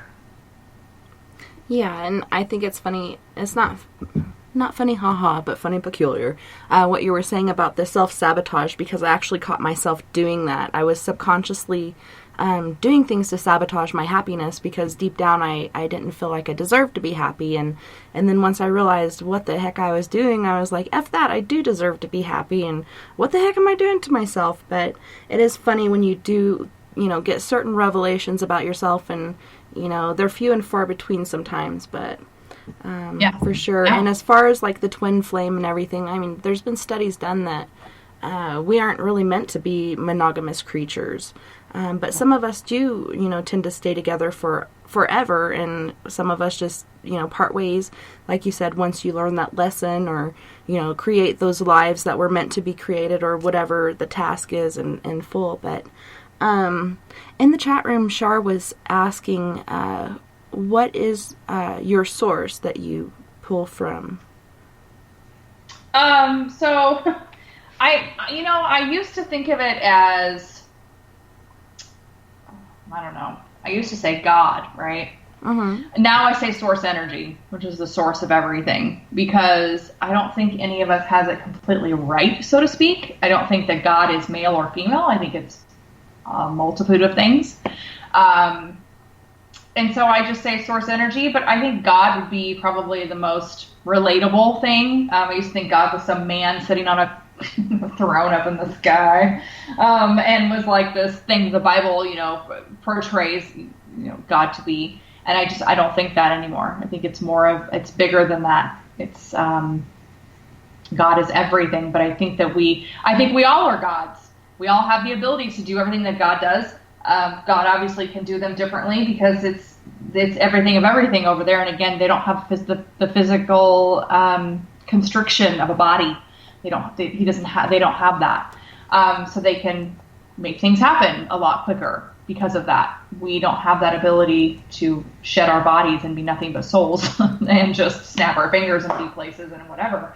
But we do have the ability to create at a slower pace, sometimes faster. Definitely don't limit yourself. I had a friend of mine, Chrissy Lee, actually, the lady I was talking about earlier, that said that phrase, willing to see my life is different and better than what it is right now. She actually had horrible back surgeries. I believe her back was broken. Don't quote me on that, but I know she had surgeries one after the other. Her back was horrible. And one day in her kitchen, she literally got mad and started saying, "I want my body back. I want my body back right now. You will give me my body back." And literally in her kitchen, her whole back was completely healed and it's never had a problem. Wow. Yep. We are powerful when we get to a place where we truly are at a place. I mean, that happened with me, right? I looked around and I was like, no, this is not happening. This is not happening. We have the ability to do those things, but we have to get to that place where we do believe and we're willing to just surrender to what the universe has to offer us. You know, the possibilities. I surrender to the possibilities of the universe. I surrender to the belief that the universe is taking care of me, will take care of me, and will support my great work on every level, including financially, including my health. I'm willing to surrender to that. That's huge. It's massive. I've been walking around saying, it's been really, really big for me. Just the last couple of days, something I've been starting to say is, I am choosing to release and heal all the things I created. So I deal with anxiety, right? All the things that I have created that, because it's hard to say when I say it, that I've created as anxiety. All the things that I have created to make that something that I need. And it's been insanely healing. I choose to heal and release all things that have kept me from finding my husband. I can't tell you how I said that one, because once you feel something, right, you should say it over and over again until you don't feel anything. If it makes you angry, keep saying it. I tell people this is the way how you forgive your family. I ended up forgiving my father, who I haven't spoken to in 11 years. I ended up forgiving my father for all the things that he'd done to me in like 3 days, because I sat down and for 45 minutes every day for 3 days, I sat down and said, "Dad, I forgive you." And the first time I said it, I couldn't even say it all the way. I was so angry when I said it. I was like, this is not true. Mm-hmm. I don't forgive him. I hate him. You know what I mean? And so I had to go through this process where for 45 minutes I went through all the emotions. And at the end, I still didn't feel like it was cleared. And finally, on the third day, I was like, I could say it and have compassion for him finally. There was no more anger. There was just the truth, which was this was a man that wasn't capable of loving me. It wasn't built in him. He didn't have it. He didn't have it to give me. And a lot of our abusers don't have it to give us. A lot of our narcissistic parents, boyfriends, husbands, whatever, they don't have it to give you. The thing you're wishing for isn't there for them. They don't have it. And you have to sometimes get to that place where you have to go, okay, I'm going to have to learn to forgive so that I can free myself. Yeah, and that's the most important part. And it does. Like, once you do get past that, there is such a weight relieved, you know, from your shoulders or wherever it's sitting. It really is good for you for being able to do that. That's awesome. Well, it's hard. And I'll tell you what, I forgave him for certain things. And then other things came up. Yeah. Things come up just recently in the past, like, I don't know, like 3-4 weeks. Some stuff came up and I was like, what?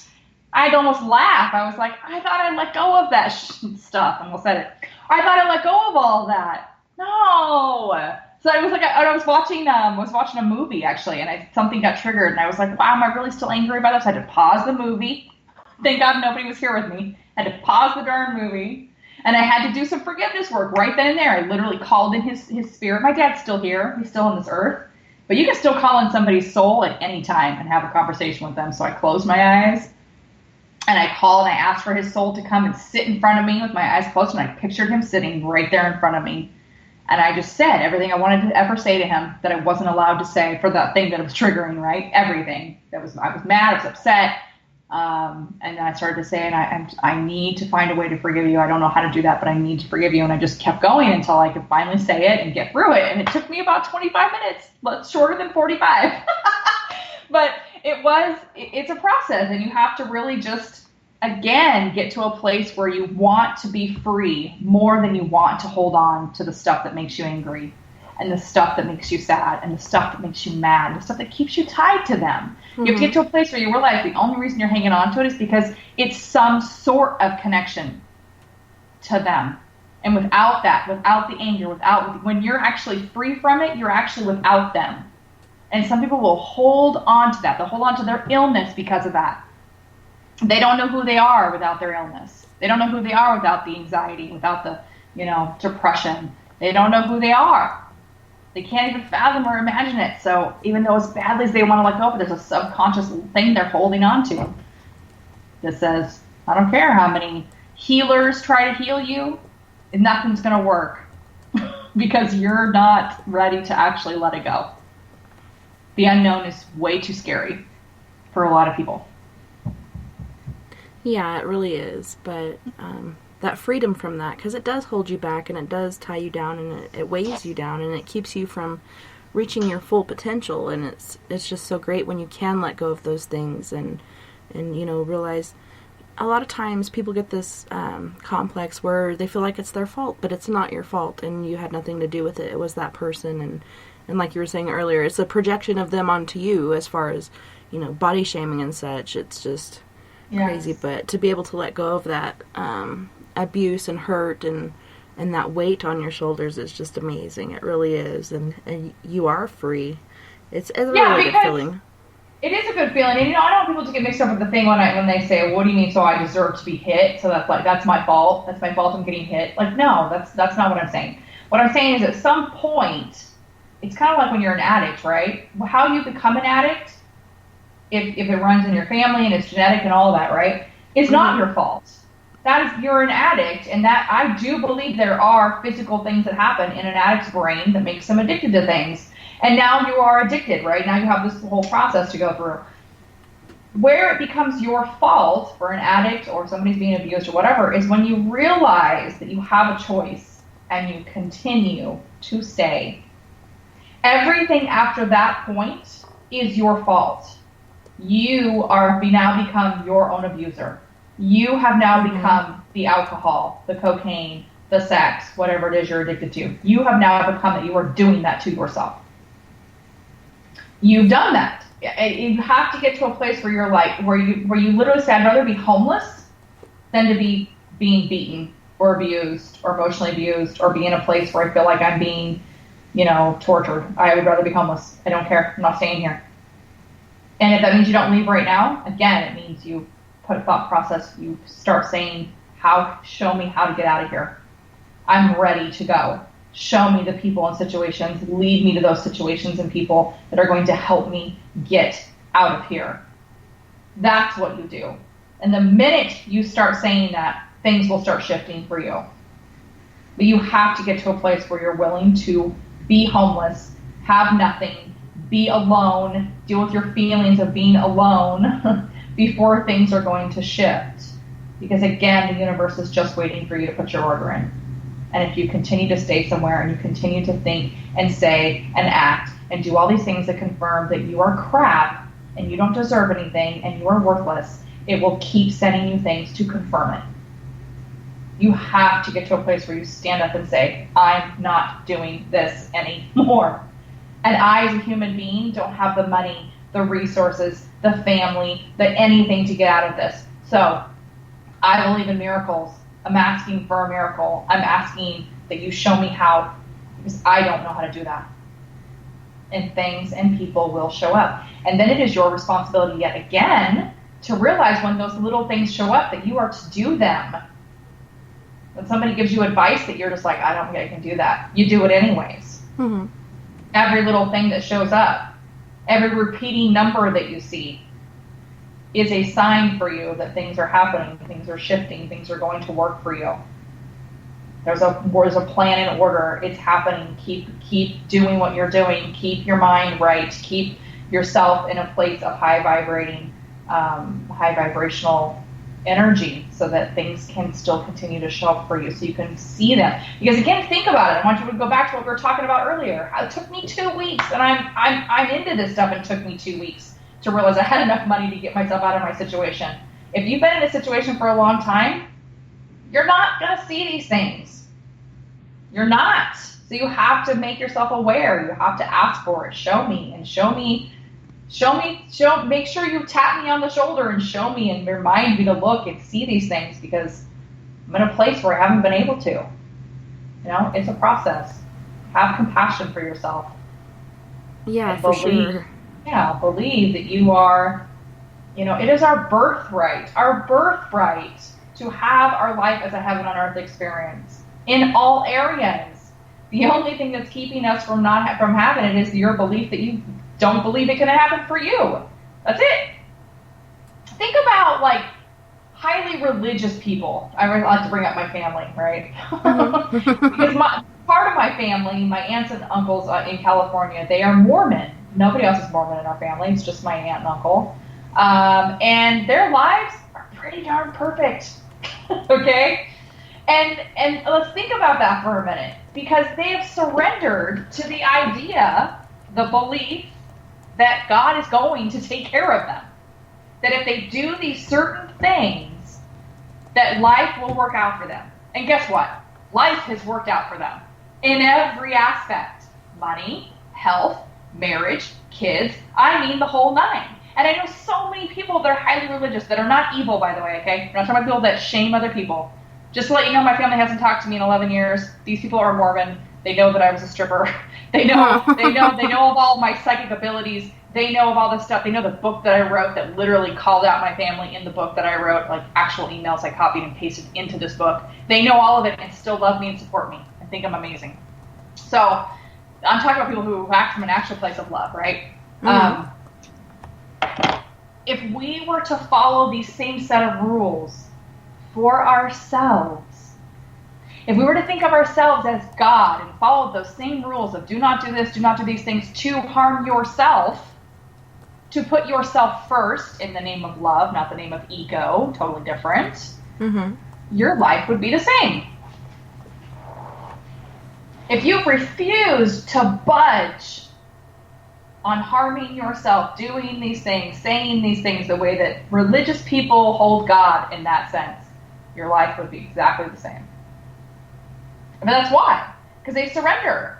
They don't let anything come in the way of that. It's a commitment. Yeah, for sure. So I've heard of Reiki masters, but what is a blue Reiki master? Oh, yeah, so that's what I explained earlier about the blue ray healing. So Reiki is a Sui Reiki, right? And then the blue Reiki is the blue ray beams, the 8-foot-tall blue ray beams. Remember, we talked about this in the beginning. Remember? Okay, yeah. Yeah, I know you had mentioned it, but I didn't remember if you had gone into detail with it. Yeah. So it's basically Mujin Choi is somebody who channels 8-foot-tall blue ray beams. And he had a 10-week program where he channels them into him, and then he channels the energy into you. And yeah, that's what I was talking about earlier about how people had been on like opiates for like 2 weeks, and they were having past life regressions on my table, and from doing that, it's the energy healing is, oh my gosh, it's insanely more intense than just doing regular Asui Reiki. Like, it's really been out of this world, insanely awesome. Nice. Yeah. So what exactly is your job as Cupid Coach? So the Cupid Coaching is dating and relationships. So if people want to come to me, then we work out an actual program where we go through, and it's kind of the same thing as empowerment coaching. It's just focused around relationships. So what I'll do with somebody is we'll work 3 times a week, where we'll do an hour of coaching with psychic, and I'll pull 7 to 10 cards for them every week. And then we will go and talk about their week, things they're struggling with, things they want to work on.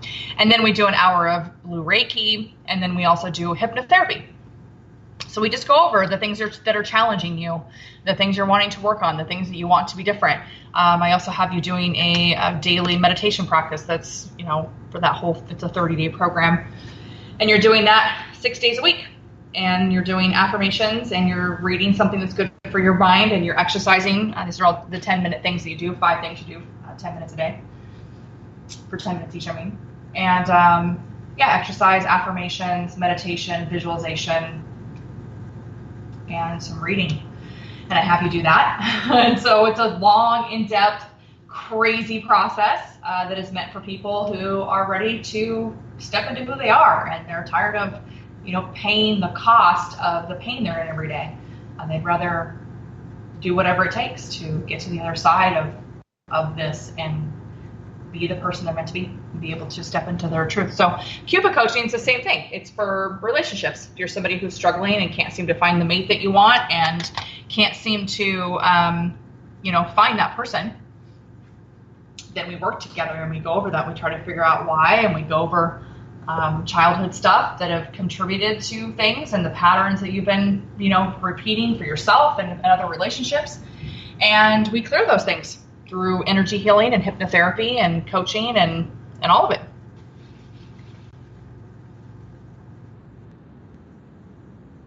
So with your hypnotherapy, have you ever done past life regression? Yes. Yep, I do past life regressions. Yeah, those are one of my favorites to do. They're pretty interesting and amazing. They're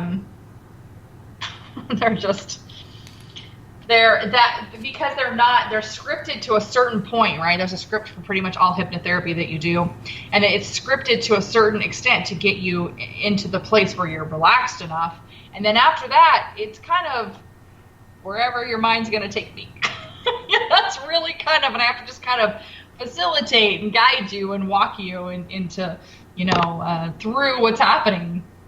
So I've had people have, 9 times out of 10, what happens is I can take you through 3 different lives, and it's pretty much you start out, you're alive. Sometimes they start at birth, and then we take you all the way to death for 3 different lifetimes. So it's pretty intense, but awesome and amazing, and definitely helpful for people who are carrying around sometimes financial issues, emotional blocks. If they have an illness they can't seem to get rid of, sometimes past life will clear that. So what was the craziest past life regression that you've ever witnessed?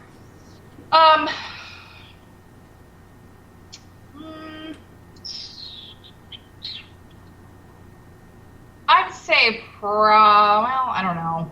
They're all crazy. Probably the most recent one that I did was a friend of mine. I was doing a blue Reiki session on her. She started having a past life regression, and I was doing it over her. She was having stomach issues, like she having digestion issues, where she literally couldn't eat. She would just throw up her food for weeks. This was happening. She could hardly keep food down at all. And finally, I was like, let's do a session on you and see if we can get this healed. And so she. Digestion, right? You got to think about where your intestines are. It's basically above where your belly button is, right? Well, where she was having, she knew that was coming from there, but she felt it in where her abdominals, where her abdomen was, where her, where she would carry a baby, basically, right? Not that we ever talked about that. She's like, my pain's down here. And I was like, well, that's interesting because digestion happens up here. She's like, I don't know. I just feel it down here. And I was like, okay. So I started doing that, and all of a sudden she starts saying, oh my God, I don't know why this is happening, but I literally am somewhere else. And I was like, what?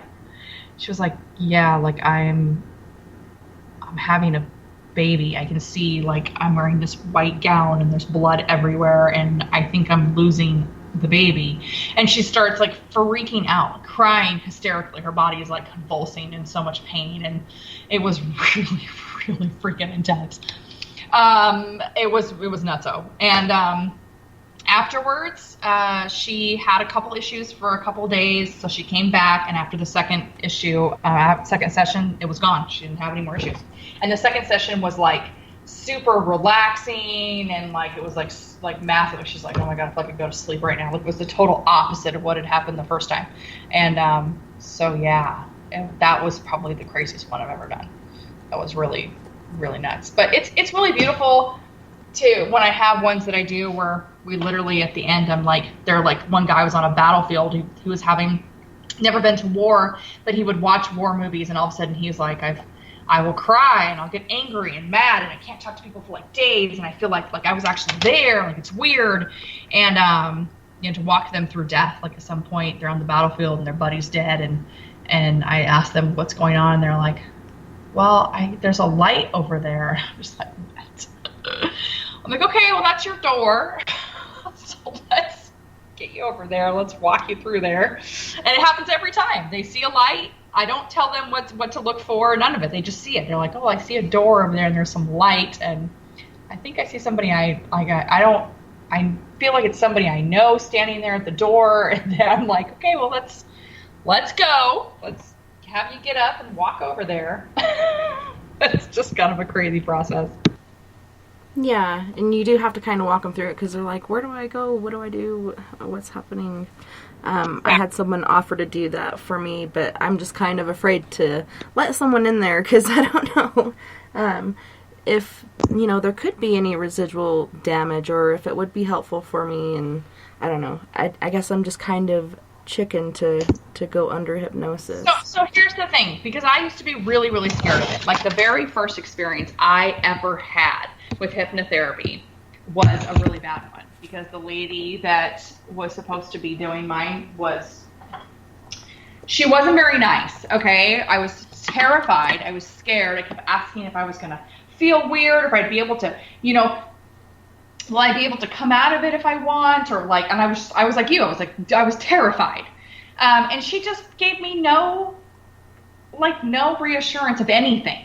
And so I literally was scared for like years of it until I took the program at my school, and then it was different. But hypnotherapy, you're basically still awake, so to speak, right? Like you still have complete control. Mm-hmm. Your subconscious is never going to let you do something that it doesn't feel safe doing, ever.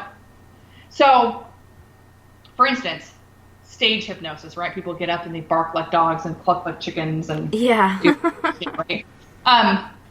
Those people, on some level, want to bark like a dog, want to act like a chicken, want to make a fool of themselves. They're susceptible, and that's why. People like you and I, that would never work. Nope, that would never work. Never. Nope. Not gonna do it. It wouldn't work because we're not. But other people who are like, oh, that's kind of cool. Yeah, I'd like to see if that would work on me. Those people are the ones that cluck like chickens up there every time. But you and I are like, no, I'm good. Thanks. I'll sit here and watch you make idiots of yourselves. I'm good to go. So yeah. So that's pretty crazy. So from you saying that, can anybody be hypnotized, or is there ways for someone to get over that barrier? Yeah, I mean, one of the ways to everybody is susceptible. When you're driving and you're driving for a while and then you go, wow, it doesn't feel like I've been on the road that long. And you've been on the road for an hour, okay? I don't remember really kind of, you zone out, so to speak. When you're watching TV, you're being hypnotized. You zone out completely. Somebody says your name, you don't even hear them. You're being hypnotized. Yeah. So yeah, everybody can be hypnotized. Yeah, that's a crazy thought too. Yeah, because do better with different types of scripts. Some people need scripts where they're not like all foo-foo and picture the rainbow, and they're like, wait, what? They can't do that. There's other ways of being hypnotized where you literally start, like, it's like a talking type thing where, those are people who, if you read to them, they'll pass out. Just reading, they'll hear you reading a book and they'll just go to sleep. That you can hypnotize people by doing that in a specific type of script that way.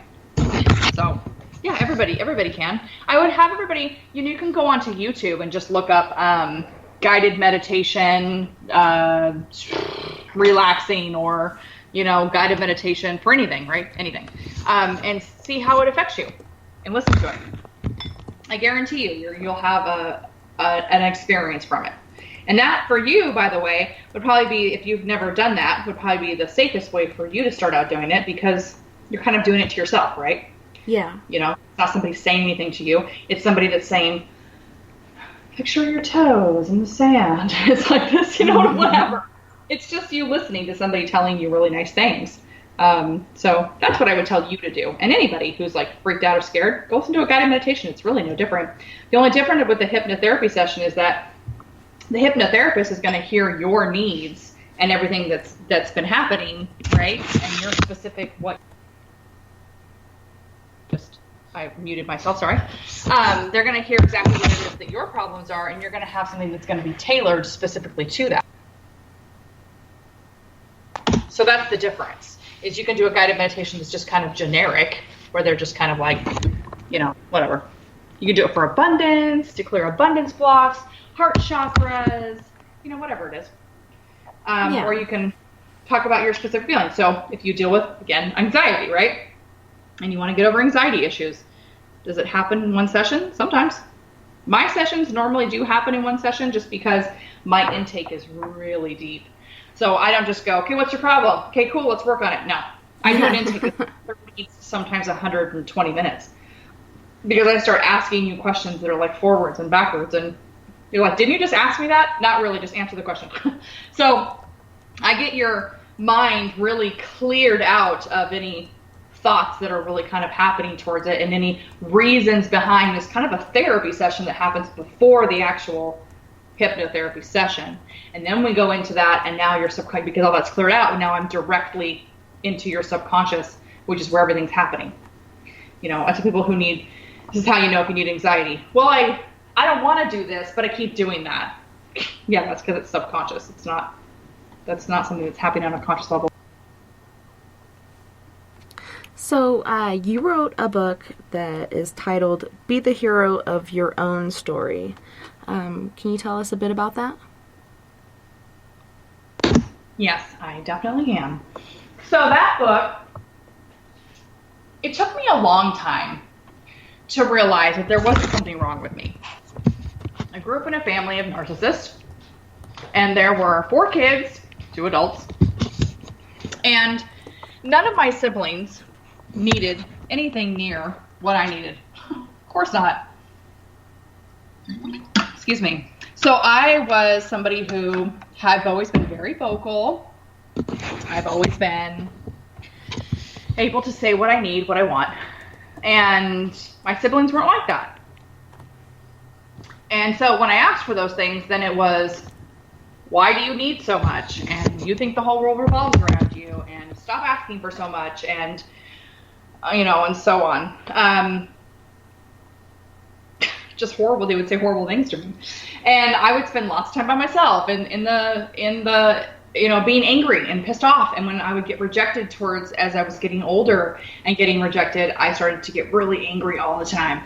And so I was grounded, and then I was kicked out at 17, and I just had this really just up and down thing. And basically everyone blamed everything on me. Well, if you didn't need so much, and if you weren't so selfish, and if you, weren't so loud, and if you weren't so much, and if you could just, be quieter, and just all these things that just for years dumbed me down,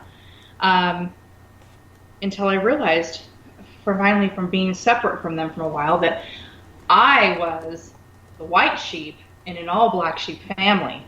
And just because majority said, what's wrong with you, doesn't mean that there's actually something wrong with you. Mm-hmm. Just because I wasn't being beaten or molested doesn't mean I wasn't being abused. Doesn't mean I didn't have my own, experience of being basically told that I was too much. So I decided to write a book for all of those people out there that didn't know how to give themselves the love that they never received. And to try to help people get into this space of realizing that your family's not going to show up to save you and give you the experience that you want, ever. And you have to come to terms with that. And so I go through the meditation process that I have my clients do, and I write that out so they can do that. I tell them about alternative ways of healing. I give them crystals and things that they can use to try to ease their, things that they're going through, that type of thing. And then I tell about my story, more of my story in depth, about my mother and my father and things that happened that were specific. And then I kind of give them a wake-up call of realizing kind of a lot of things we've talked about on this call, which is that everything's your fault, and you have to get into a space of stepping into yourself and taking those chances to do that, or things are not going to change. So that's really what the book's about, is a detailed version. It's not that long. It's like 185 pages. And I did put specific things that my family had said to me, had said about me, emails that were just appalling that anybody would ever say about their children. Proof, so that people could see, oh, okay, yeah, that looks familiar. That's happened to me, you know. So yeah, that's what that book's about. It's pretty empowering and awesome and amazing. And if you want it, you can go on Amazon and pick it up, or you can message me and I'll give you the links for it. Nice. And you were talking about abuse, and you know, a lot of people do say that, well, you weren't beat or you weren't molested or whatever, but you know, being in an abusive relationship in the past, I would wish for, you know, the beating and just get it over instead of all this verbal and emotional abuse that he was putting out. Like, it was really tearing me down, and they take you away from your friends, your family, and they just continue to degrade you. And that's why joining the military was good for me. I always said I'd never do it, but I felt like it was my only path out. But yeah, that verbal and emotional abuse is way worse to me than just getting my butt kicked, you know? Yeah, it is. It really is, because that ends, right? You're right. That's definitely, you know, my dad put his hands on me once and my mom put her hands on me once, and they were traumatic.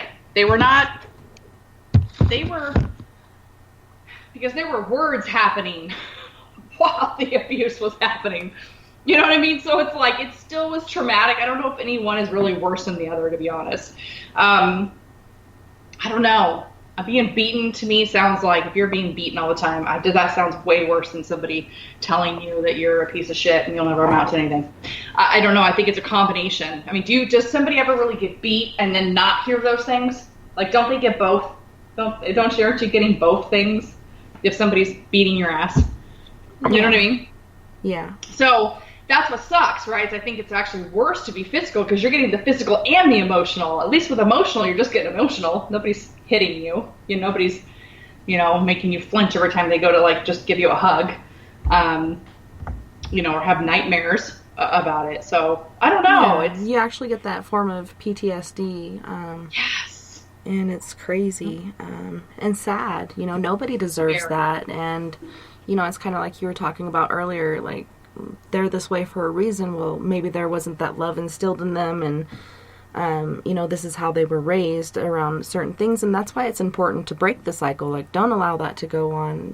You're the one that can stop it and make it different for the future. Yep, very true. And for me, it was really difficult because, like, my mom wasn't beaten as a child. She was probably emotionally, she was emotionally abused.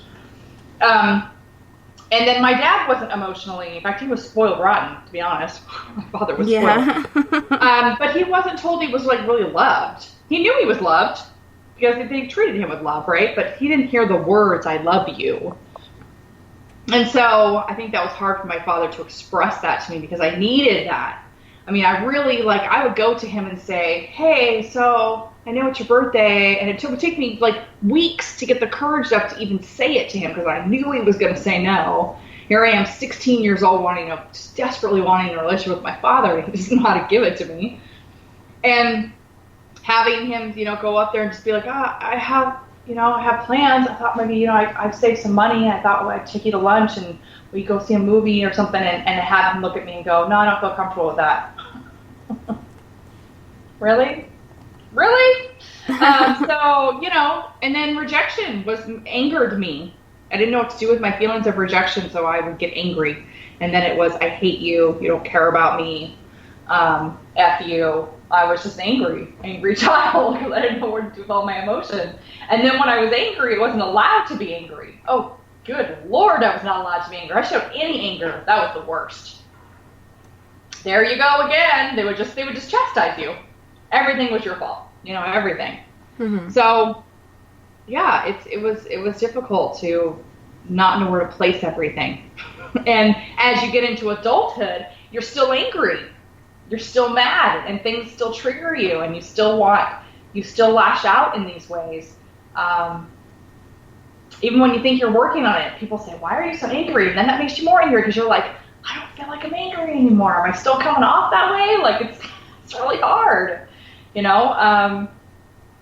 And to have your family tell you years later, well, if everybody's acting this way, Tasha, and you're the one still having the problem, where do you think the problem lies? Like, that's how narcissistic they were. Yeah. Like, I'm sorry, what did you just say to me? Like, literally, like, last year was the first time I hadn't talked to my mom in a couple of years, and we finally got to talking, and we had this conversation, and she said those words to me, and for the first time, because I'd done so much massive healing in those, what was it, 9 years, right, at that point, 10 years, I was able to almost laugh at her, and I got to say everything I wanted to say, which was, I finally just told her, you don't get to say that to me anymore. That doesn't affect me anymore. Just because you all think one way doesn't mean there's anything wrong with me. And it was really empowering. She didn't know what to do with that. It was like the bully scenario, right? You finally bully the bully and they just don't know what to do with it, so they just walk away. Mm-hmm. She didn't know what to do. She was like, well, okay, that's all she could say. Because I wasn't saying it in an angry way. I wasn't screaming and yelling like I normally do. I was very much in my power at that point. But it took a lot of work for me to convince myself that there wasn't anything wrong with me, that when that situation came up, I was able to look at it and go, oh, and see the truth. Go, you're what? Just because you're my mom doesn't mean you're right. No. Yeah. It doesn't work like that, so. Well, I'm glad you took back that power and you were able to put your foot down and, writing this book for people who do need to hear it and get a message from it. For sure. So, and what is your website again for everyone as we're about to go to break? It is unleashyourdivinebeast.com, and you can find the Facebook page under that same name. Unleash Your Divine Beast. Awesome. And can they find you on Facebook as well? Is it under the same title? Yeah. Unleash Your Divine Beast. Just put that into Facebook and you'll find me on there. Yep, I'm all over there, and you can find my personal page that way as well. Awesome. All right, You guys don't go anywhere. We'll be right back for free reading third hour. Heading to Vancouver and looking for some great nightlife? The Moose Vancouver is the place to be. Catch a game on one of the big screens or just come rock out to your favorite 80s and 90s hair bands. Great food starting at $6.95. The Moose Vancouver is open until 2 a.m. nightly. It's easy to find near the corner of Nelson and Granville. The Moose Vancouver is the official rocking bar of Spaced Out Radio. Find your escape where time has no limits. It's about living today and cherishing the heritage of yesterday. A spirit of adventure for what is new, with the nostalgia of the past. Your timepiece is a reflection of who you are. Life surrounded by beauty from the world around us to the soul within. EscapeWatches.com. There is no time like the present to enjoy your escape. Use promo code SMF2017 for your 20% discount today. Coming September 28th to the 30th, it's our first annual Caribou Paracon, put on by Spaced Out Radio and the Canadian Society of Questers. 3 days of paranormal, supernatural, and spiritual knowledge in the beautiful 108 Mile Ranch, British Columbia. Tickets are $150 Canadian for the event, being held at the Spruce Hills Resort and Spa. Come watch our featured speaker, Grant Cameron, along with Lorian Fenton, David Weatherly, Ross Allison, and more. The Caribou Paracon, celebrating everything paranormal. Are you tired of being blocked, shadow banned, or placed in jail for simply posting your thoughts on social media? Social Media Freedom can take care of that for you. Social Media Freedom is the newest and one of the best free new apps that allows you the freedom to post what you want, when you want. It takes seconds to download from your app store. Come join the tribe at Social Media Freedom. It's time to set yourself free. Are you intrigued by Paranormal Talk Radio? You'll love the new Paranormal Radio app from TalkStream Live. You'll find a great selection of talk shows covering UFOs, ghosts, strange phenomena, and much more. Download the Paranormal Radio app now and start listening to the very best in paranormal talk entertainment, including the network you're listening to right now, the Paranormal Radio app, free in Google Play and the iOS App Store.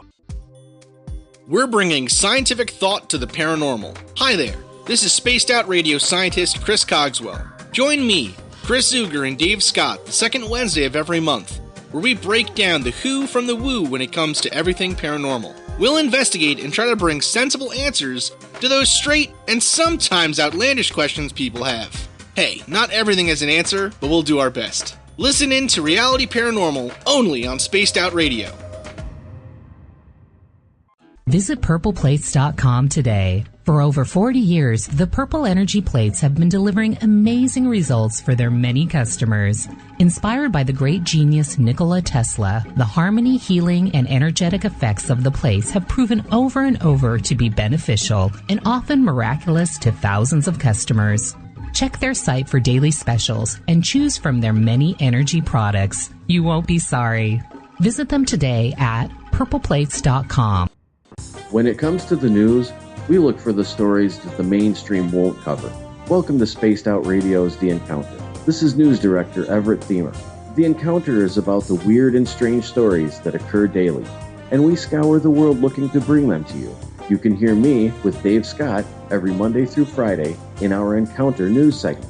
Read us online at spacedoutradio.com or check us out and give our Facebook page a like at SOR The Encounter. So come give The Encounter a read. Are you an experiencer? Have you had run-ins with strange creatures you can't explain? ETs, Dogman, Bigfoot, werewolves? They're enough to scare the daylights out of anyone. Hi there, I'm Butch Witkowski from your 4-Cop. And on the last Monday of every month, you can listen to me and the host, Dave Scott, talk about the weird and the strange being reported on Spaced Out Radio. I'm going to bring my investigations and sources, you bring your experiences, and we'll figure out the rest together. Strange Days on Spaced Out Radio. Come tune us in at spacedoutradio.com. You hear footsteps in the empty room above you. Don't be afraid of the things that go bump in the night. Reach for Spirit Storybox, the iPhone app the Huffington Post UK called the only ghost hunting app you will ever need. Spirit Storybox. The spirits are telling their stories. Are you listening? Are you interested in advertising on Spaced Out Radio? Head to our website at spacedoutradio.com and click on our advertising tab. There, you will find an assortment of ways you can get your product out there with us, from radio commercials to banners and social media. Have a product you like our hosts to endorse? We can do that too. Visit spacedoutradio.com for more details. Looking for nighttime adventure? Old school radio that delves into everything out of the norm? Then check us out at Spaced Out Radio. This is Dave Scott. Every Monday through Friday, starting at 9 p.m. Pacific, midnight Eastern, we're going to take you on a wild ride ranging from conspiracies to true crime and every ghost, alien, and Sasquatch story in between. We're always live, and we're always interactive with you.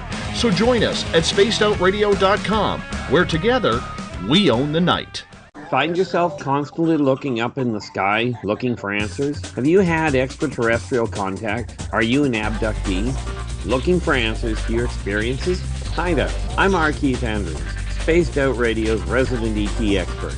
Join me live the first Friday of every month, where I take questions from the Spaced Out Radio chat room and help you understand those from the far-off world. It's 2 hours of knowledge every experiencer should listen to. Hope to see you there. Tonight's show and topic of discussion do not necessarily reflect the opinion of Spaced Out Radio, SOR Media, or its hosts. Listener discretion is advised. It's hour number 3 of Spaced Out Sunday with host Tessa N Thomas. Follow Tessa on Twitter at Tessa TNT. Our website is spacedoutradio.com. Now back to the Rocky Mountains. Here's Tessa. Hey guys, welcome back. It's third hour, so that means free readings. The phone number to call in with your questions or reading is 970-335-9596. That's 970-335-9596. Welcome back. We were both over here like stuffing our faces during the break. I was like, oh my god, I'm starving. I can't believe I've never done a show this long. So I was like, oh my gosh. It's like, I mean, it's great. It's awesome. I'm not complaining. But it definitely took some energy out of me. Yeah, you do work up a hunger for sure. All right, so from the chat room, Kevin J was just wanting a general reading. Okay, so this is going to be hard for me to do without hearing their voice, girl. I don't know if I'm able to. I can pull a card. We can try to do that. Maybe that'll help. Let's do that. So yeah, I mean, if there's, I don't know if there's a way for us to actually take callers. Is there a way for us to do that? Yeah. Oh, okay, cool. So yeah, for somebody that's in the chat room, I'll probably just pull cards for you. So let's, Kevin, right? You said Kevin? Yes, Kevin J. Kevin J. I'm calling all of Kevin J's guides, please. Asking you to please pull the card that is meant for Kevin J. What message do you have for Kevin J? Please, thank you. I'm going to give this the cards about 3 shuffles here, and then we'll split the deck and see what's happening.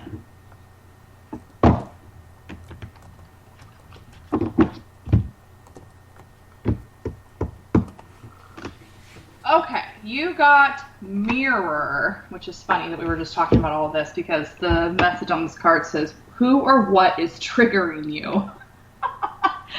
Okay, let's see here. Mirror. So 50 is the card number for those of you that are into numerology. The filter of our experience is how we experience life 90% of the time, so through our own projections. When someone reminds us of an unhealed experience, we get triggered. Often it's an unconscious thing, and people and situations can trigger our mirrors to reflect back to us what we believe to be true about life, the universe, and ourselves. Mirrors pointing to our shadow and our light. Mirrors revealing the parts of us that are not yet to be accepted, witnessed, or loved. This card is guiding you to look closely at what experiences or people are currently triggering in you and what they could be mirroring back to you. When have you felt like this before? Could they be opportunities to heal something in you? Or are they shining a light on something that longs to be witnessed in you? This goes for the good and the bad. The good, those who we admire and put on a pedestal.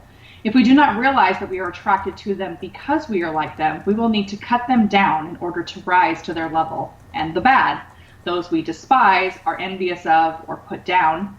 If we do not realize that they trigger something in us, then it is still yet to be healed, and we will remain hurt and wounded ourselves. Who or what is triggering you? What is it in you that they are triggering? And what part of you longs to be witnessed? So I hope that helped. Thank you to Kevin J's guys. I'm sorry? Yeah, and someone was asking, what cards are these that you're using? Oh, yes. So I'm using Rebecca Campbell's Work Your Light Oracle Cards Guidebook. This is a brand new deck. I think it's only been out for like maybe 2 months. And the other, I have a combination of 2 decks, so I shuffled them together. The other one is Energy Oracle Cards Guidebook by Sandra Ann Taylor.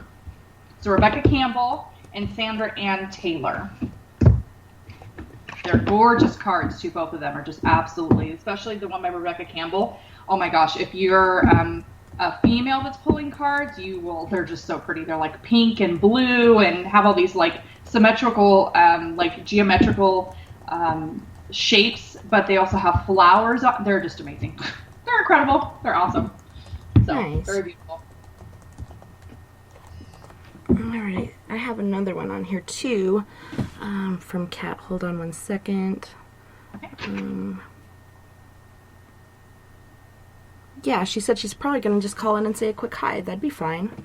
That way, you can hear her voice and get a better reading for that. Yes. Nice. And so generally when you do a reading and you do hear someone's voice, you just, call from your higher power, whatever it is, and go from there. Do certain other spirits come and step in, or how exactly does that work? Again, because I don't hear them or see them. Before I even take the phone call, I ask that anyone that I'm going to be doing cards for or doing a reading for or speaking to, I ask that their guides come in ahead of time. They show up as soon as they get on the phone. So, because energy has no time constraints, and they don't have time over there, right? So, if I call ahead of time and just say, whoever I'm going to be reading for, I'm asking that those guides come in and that you show up and the messages come across accurately and that both things are cleared in both of us so that we can receive and give and have an experience. Nice. Yeah. Looking in the chat room, not seeing anyone. Waiting for Kat to call. And you guys, if you didn't get the number before, it's 970-335-9596.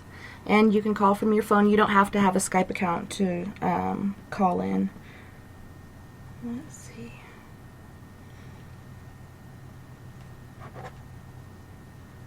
Oh, she's asking for the number. It's been in the...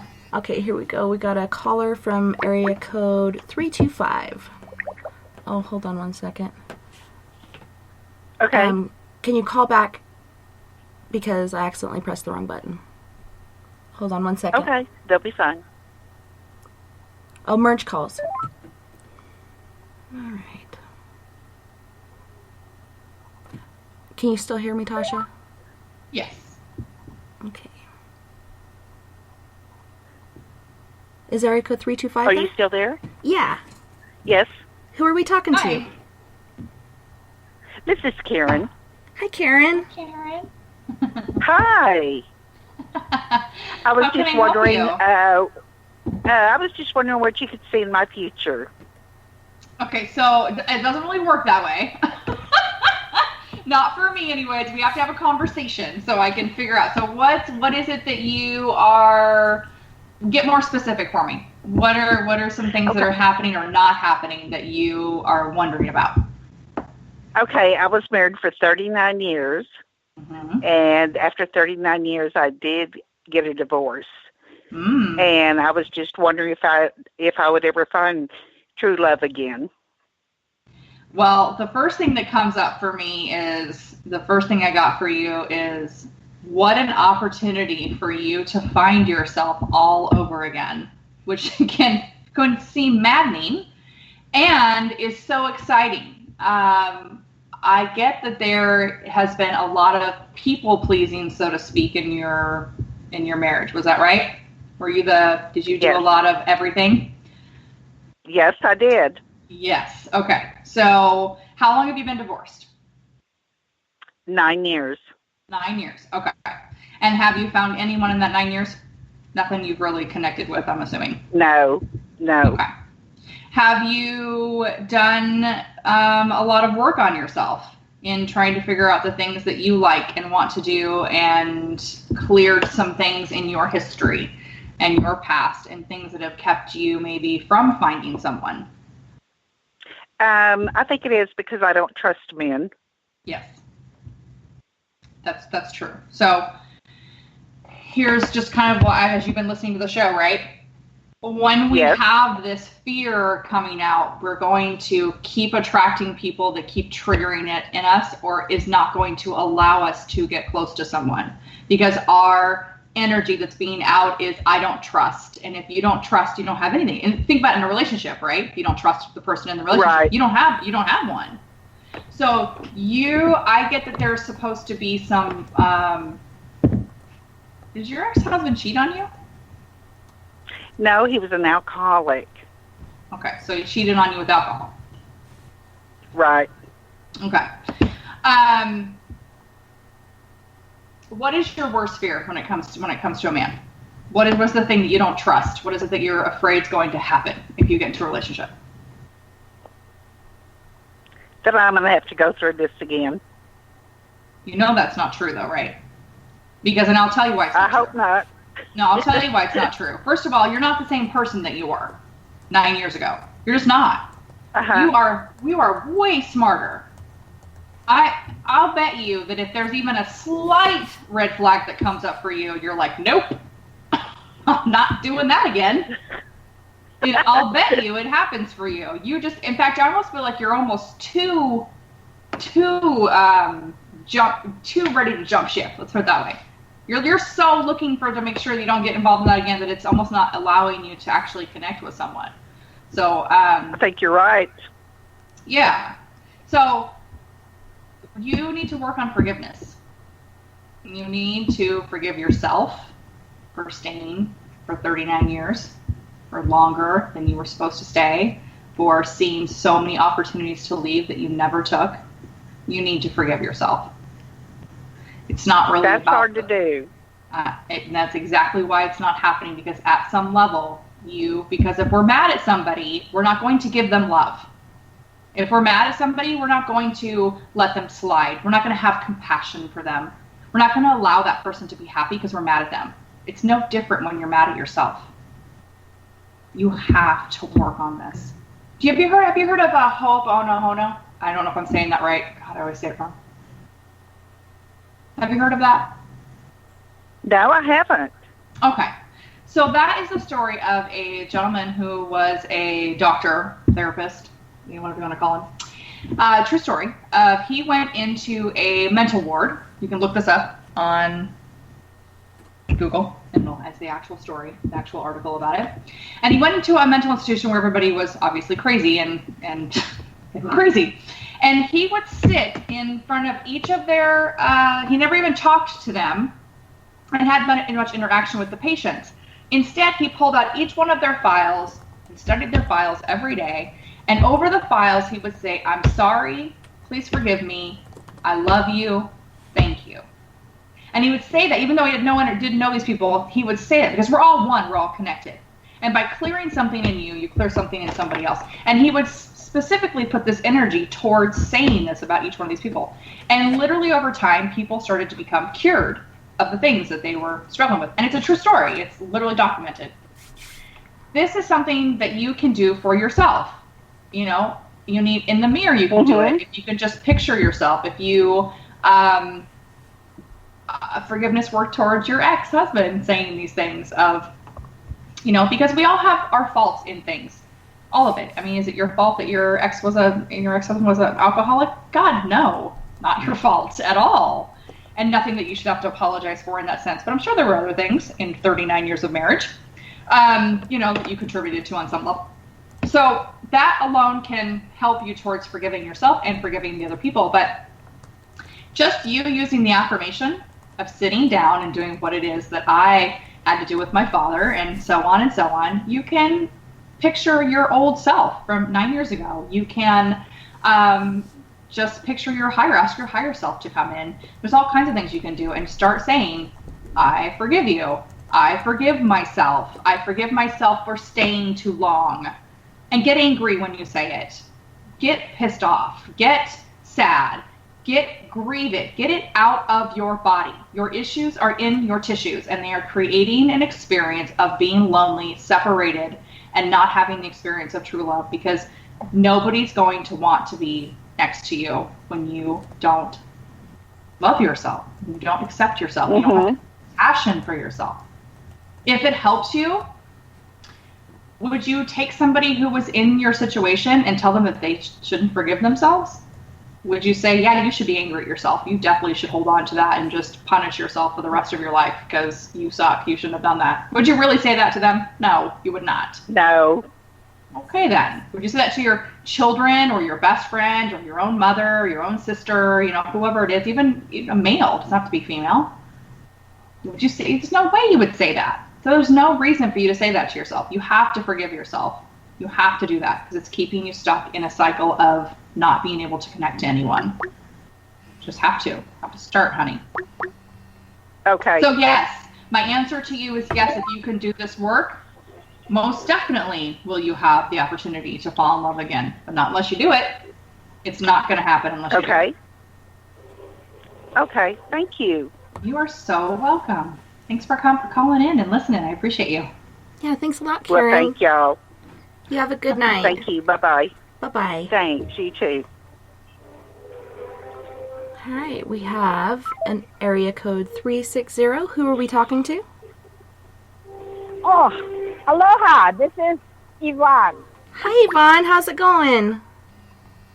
Oh, pretty good. The weather has been a lot cooler rather than being in the 90s. Yeah, that's good. It's been so hot. It's been hot here. I know. I'm in Portland. It's been really hot here for us. We don't like this. This is not something we like. Yeah. It's not a good time for us. Yeah, my cousin from Hawaii has moved to Portland, and yeah, she's wilting. Yeah, no, it's not fun. I'm like, people are like, oh yeah, enjoying the sun. I'm like, are you crazy? No, I'm in air conditioning. Have a good time. I see all these pictures of people they're at the river. I'm like, are you nuts? What are you doing? No, going on hikes. I'm in 90-degree weather. You guys are You have a death wish. I'll sit over here in my nice high rise watching TV in my AC.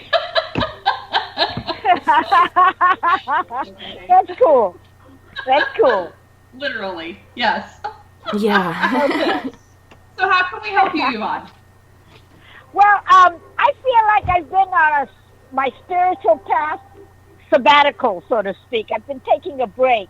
I'm not meditating, and I don't know if that's a good thing or a bad thing. Bad, but go on. You know, and but I live alone with my dog, and I do spend a lot of time in quiet and solitude. You know what I mean? And so I kind of, slip in and out, so to speak, of and I pray, you know what I mean, in terms of for people's intentions and things. But to actually like do my thing of sitting quiet and actually meditating, I haven't been doing that for a while, and I'm a little concerned about that. Okay. Or should I be concerned? Yes, you should be concerned. Why are you not doing that? I don't know. I just been so busy I'm doing other things. You know what I mean? I do things like, creative things, like work on my jewelry. That keeps me quiet. I listen to my music. That type of thing. Can I just tell you that I love you? Your energy is absolutely freaking adorable. Like, I feel like I want to hug you through the phone and kiss your cheeks. Like, you're adorable to me. I love you. Just right, like, don't, like, seriously, girl, don't you just want to, like, smile when she's talking? I'm just like, I just love her. Your energy is amazing. Can you clarify that? Because people always tell me that. I mean, you know what I mean? And I'm trying to figure out, well, what exactly are they meaning, Okay, I'm gonna get really specific. You talk really fast, your voice is high pitched, and you sound kind of like a little kid when you talk. And you have this, I know. Yes. And you have this energy. It kind of reminds me of my grandma, to be honest. My grandma's not here anymore. And she just had this energy about her that just made you want to just like, she had this cute little laugh and this cute little giggle, and you just wanted to like kiss her. So yeah, you have like this very kid-like, just very open, beautiful energy about you.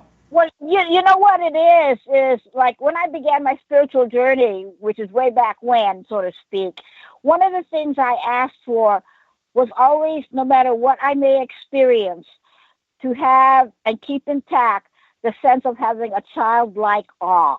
And that's happened. This is how powerful we are, people. Do you hear this, woman? Yeah. This is how powerful we are. When you want something bad enough, it happens. Okay? So, yeah. So what is it you think that you are missing in life that meditation was giving you? Oh, I would say financial stability, for one. Okay. But then the spirit always provides, though, adequately, type thing. And I'm not really looking for a relationship because, I've had my share of relationships, but I have, really good relationships like with friends, that type of thing, But I'm basically a happy and kind of easygoing person, but I'm just feeling like, well, what do my guides say in terms of, do they have a concern that I'm not actually sitting and meditating, for like 20 minutes, 30 minutes, or something like that? I don't get that for you. I get that you could be expanding a little bit more and coming and maybe learning more. You're comfortable in who you are, and that's great, and you're happy. It doesn't always mean that you got to be like doing something necessarily. I get that you're supposed to start reading some books that are going to open your mind a little more. I don't know if you know. Okay, that has opened up, but there's been so many things that have been, I don't know whether it's in regards to the pagan religion that, that I'm interested in, because and there's so much, more for me to read and begin to research. And so I'm trying to ask, well, where do I put my energies, in terms of my research of learning new material? Is it in secret societies? Is it into the pagan religion that is going to be started up here with the group that I'm in? I'm with Forest Moon Paranormal. Cool. And I've always been drawn, even though I was raised as Roman Catholic, I'm pretty an open person because I've kind of like worked through the shackles, so to speak. Your shadow side. I'm type the shackles that were given to me being raised as a Roman Catholic. You know what I mean? But I always appreciate, though, because I feel it gave me a launching pad. Yes, for sure. And here, my question to you is do you see yourself maybe getting into a space of taking some classes to maybe learn how to teach people some of the things that you've already learned? Because you may be in a place to be a teacher. You may be in a place where you can give out some of the knowledge that you already know and teaching people how to get into the space that you're already in, which is a space of being pretty happy and content with themselves.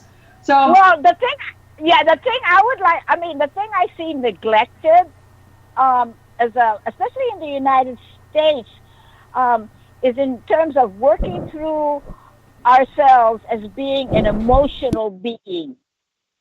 Yes. Being able to deal with your emotions. Yeah. Yeah, to understand them, what triggers it, you know what I mean? So, because I believe that we should be interactive rather than, being reactive. Right, you know so that's what I'm saying is I think for you, you've come to a place where, like I said, you're pretty happy with your life. You've learned a lot of things. You have some knowledge. I would seriously suggest to you that you get into more of a teaching mode, a healer type mode. Have you taken any Reiki? I found that I'm a Filipino shaman for one, but that's a secondary thing. The thing that has been most important to me is my spiritual path, and I'll come out to you guys. In actuality, I was in spiritual direction with a beautiful Franciscan. And in actuality, my basis for who I am and what I am is I am a contemplative mystic. Which is what exactly? Explain that to me. If you go to, like, when I was being mentored by a kumu, he would refer to me as kahu, which means the one who tends or speaks with the spirit. If you're a contemplative mystic, it's kind of like, you contemplate, and you have an understanding of things. It's like being a claircognizant. I have like an understanding of things that just comes. It just happens, especially like if I'm speaking with a person and and we start, they immediately go to, like, I can sense where they're stuck in their spiritual path. And right. It's at that time. Why aren't you helping people more this way? You have a gift. Because the last thing I had to work through, Tasha, was my sense of one being unworthy for you wouldn't believe. The gifts I have, Tessa can tell you. I have so many gifts that sometimes it makes it difficult for me to narrow it down. Okay, so here's the thing that I want you to understand, that it's not about narrowing it down. It's that, and I'm sure you already know this, that when you start talking to someone, you already know what gift is going to be needed. You already know that as soon as you start talking to them, okay? Yes. So I want you to try to take yourself out of the driver's seat, and I want you to just show up. I want you to just show up to the party and not know exactly which party you're walking into, okay? That's what I want you to try to do. And I want you to try putting yourself out there in the sense of trying to help people. Whether you decide to do this for free, whether you decide to charge, I don't care what it is. Even if you decide to say, I'm going to tell people that the first 20 people are going to be free, and so that I can get some experience and some comfortability of doing that, or I'm going to do it for a donation base. That's what I would say is donation, right? Yeah. And you're going to start helping people this way, because I see you as like a medicine woman. I see you as like, in the sense of like, not actual medicine, like administering medicine, but in the sense of like the emotional side, the psychic side, the energy body portion of it. Yes. So that's what you're supposed to be doing. You're at a place where the human experience has happened for you, and your next leg of this life for you is supposed to be in a healer, teacher position. Yeah. You're supposed, you've learned what you, go ahead. Yeah. Oh, because, I mean, I respect people's boundaries. You know what I mean? But if they welcome me, then I can go in, so to speak.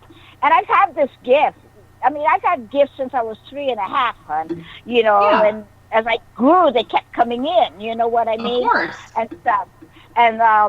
But yeah, and the more you clear out things of your stuff, the more it opens up to become more gifted, for sure. Yeah. So that's awesome. what I feel like, and I feel like you are. Yes. Okay. Should you be meditating every day? Yeah, everybody should. I don't care if it's for 10 minutes. I don't care if you're doing affirmations for 10 minutes a day is meditating. If you do affirmations for 10 days and then do a guided meditation for 10 minutes or sit in silence for 10 minutes, you've meditated for the day. You're fine. If it's a walking meditation, that's meditating. You don't have to do some whatever you're called to do. That's what I'm saying is I want you to try to just show up.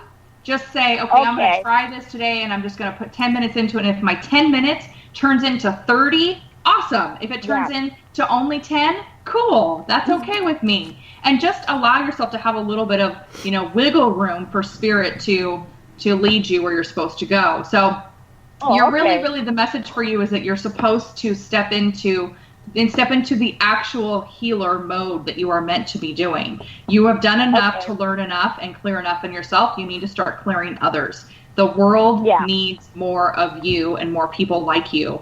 You're not, and as you know, when you listen to these radio shows and you're in a circle of a lot of healers, it feels like it's a saturated market almost, and it's not. Mm-hmm. It's really, you want to see how unsaturated it is? Go get on a dating site and put there on your profile that you're a psychic or a shaman and watch how many men go, what the heck is that? You learn very quickly how close-minded people still are, or who are afraid to they don't have the courage to open their mouths. So anyway, that's the message for you, is that it's not really about meditation for you, although that is going to help you now that you have the message of what you're supposed to be doing. It's going to help you. The message for you is that you're supposed to step into who you really are at this point in your life, which is an actual teacher healer. Nice. Okay. Thanks, thank Yvonne. you so much, Tasha. You're so welcome. Have a good night. Bye-bye. Good night. Good night. All right. Now we have another caller here, area code 484. Who are we talking to? Hello, it's Christopher from Allentown. Hey, Christopher. Hi, Christopher. I have a question, if I may. Of course. I've been thinking about what you want and what you need, and how the universe will provide, right? I've been listening to the show.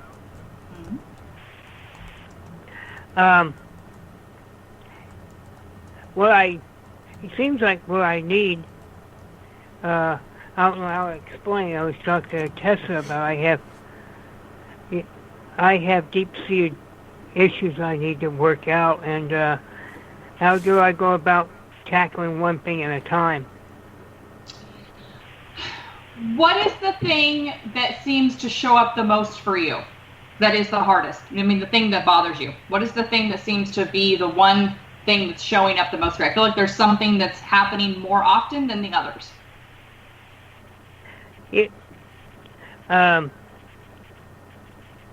I've been doing quite a few. First thing, I seems like I have a sense of guilt about the past part of my life. That's what I've had things happen to me that I still blame myself for. Okay, so that's where you start. Okay. Yeah. I don't want you to tackle any of the other stuff. The message for you is to start there, and start really trying to start the process of learning to forgive yourself and to let go of that, because guilt and shame is the lowest vibrating emotion on the planet. It's more than hate, it's more than anger, it is the lowest vibrating. And guilt is pretty much the same feeling, because when you feel guilty, you feel shame. Mm-hmm. Those two things go together. And if you can start working really hard on that, so affirmations will help you with that, just by saying, I forgive myself, I forgive myself. I forgive myself for, and say what it is that you forgive yourself for. I have compassion for myself. I love myself. I accept myself. I'm perfect just how I am. I'm freeing myself. I decide my experiences, and I'm choosing to let go of this. I'm willing to see myself without this guilt. I'm willing to let this guilt go. I believe I can let this go. I believe I do not have to have this. Those types of things, and getting into a really space of being really empowered in that sense. And getting back to, again, if it helps you, to think about what you would tell somebody else that you love. You know, it is such a powerful thing to do, to look over and say, would I ever tell somebody they should feel guilty for the things I feel guilty for? No. You would not, because nobody deserves to feel that. And guilt doesn't do anything for you, but as you're saying, keep you stuck and keep you in a place of sad and angry and missing out and stuck. You know, the only way to free that, and again, it doesn't happen overnight, but it does.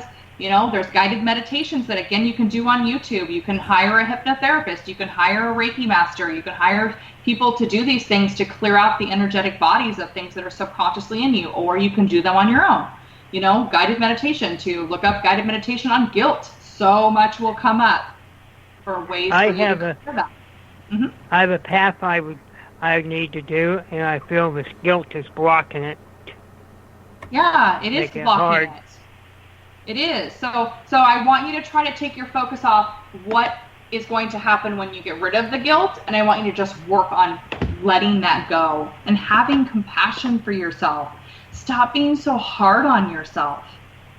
Really, really put you first and start loving who you are right now, and deciding that you deserve to be a person who doesn't hold on to this anymore, that you deserve to be free. That you deserve that for whatever you're punishing yourself for. Give yourself permission to let it go. Even just saying that, you know, I give myself permission to let this go. I allow this to leave me. I deserve to have a life of peace. I've held on to this long enough. I've paid my dues. It's time for me to let this go. I'm letting this go. I'm releasing the things that I have created that have made me hold on to this and think I have to have this. Yeah, a dream I had today told me I paid enough. I need to look onto my path and get rid of what's blocking it. Right, so that's just confirmation for you. I basically just said exactly the same thing they said. So that's confirmation for you that if you don't know how to do that on your own, you call in God, you call in source energy, you know, your angels, your guides, whoever it is you want to speak to, and you ask them to come in and help you to do this and say, I'm ready to give this to you. Please take this from me. Show me how to do that. I'm releasing this. And you're going to have to probably do it every single day until it's finally gone, you know, but when it finally comes up that it's not there anymore, be happy. Don't hold on to it. Don't look for reasons. Don't wait for it to pop back up. Don't go, I wonder if it's going to come back. Just say, awesome, it's gone. I let that go. I worked through it. It's time for me to move on. It's time for me to move past this. I deserve to. Yeah, long enough. I've done a lot of EVP work as I've shared with Tessa about, and research. And I have a lot going for me, and I need to drop this guilt thing so I can do my path. Right, so that needs to be your mission. From now on, that is your mission from God, to drop this. At all costs, you will drop it at all costs. No one's going to stand in your way. You're not going to stand in your own way anymore, and you're going to drop it. You got this, Christopher. So mote it be. So mote it be. Yeah. Thanks so much for calling in. Thank you. Thanks, Christopher. You have a good night. Thank you very much. Have a good night. All right, bye-bye. Bye. Oh my God, I love him. Yeah, he's awesome. Oh my God, I love him. He is super sweet, and he's got this. He knows what he needs to do. And, and he's receiving those messages, so that's good. We have an area code 720. Who are we talking to? 1 second. Okay. Okay, hi, how are you? This is Catherine. Hey, Catherine. Hey, so anyway, I can barely hear you, darling. You okay? Is this better? Yes, much better. Hello? Okay. Okay. I'm just going to lay it out. You don't know anything about me. So I'm just going to lay out some information. And I'll let you go from there. Go ahead. Through this lifetime, I have lived 6 lives, and I'm on my 7th. I am at the point, though, on this world, on this earth, where, I don't tell people everything about myself, about, things that I think I can do or may do or can do. And I just keep it all, because, it's kind of like been there, done that, and now it's a completely different thing. I started out living by the 8 virtues ruled by 3. And then, and I've continued that throughout my life. But now I'm at the point where I've been reset, and there's a bubbling of something about to happen. And I'm not quite sure what it is, but the only inclination I do have is that if I go, it's like I'm being called to a forest I used to camp in with some friends about 10 plus years ago. And other than that, things are good. So, why have you not gone there? I'm sorry, what was that? Why have you not? You said you were being called to a specific location. Why have you not gone there yet? Oh, I just don't have the money. I can't have 2 pennies together. Okay, so I feel like you're supposed to go there. So you need to find a way to raise the money, and start asking Source to bring you that. Ask them to make that happen. And start, I don't care if you have to do a GoFundMe for $100 to make the trip. Mm-hmm. You're supposed to go there. Like, it's important.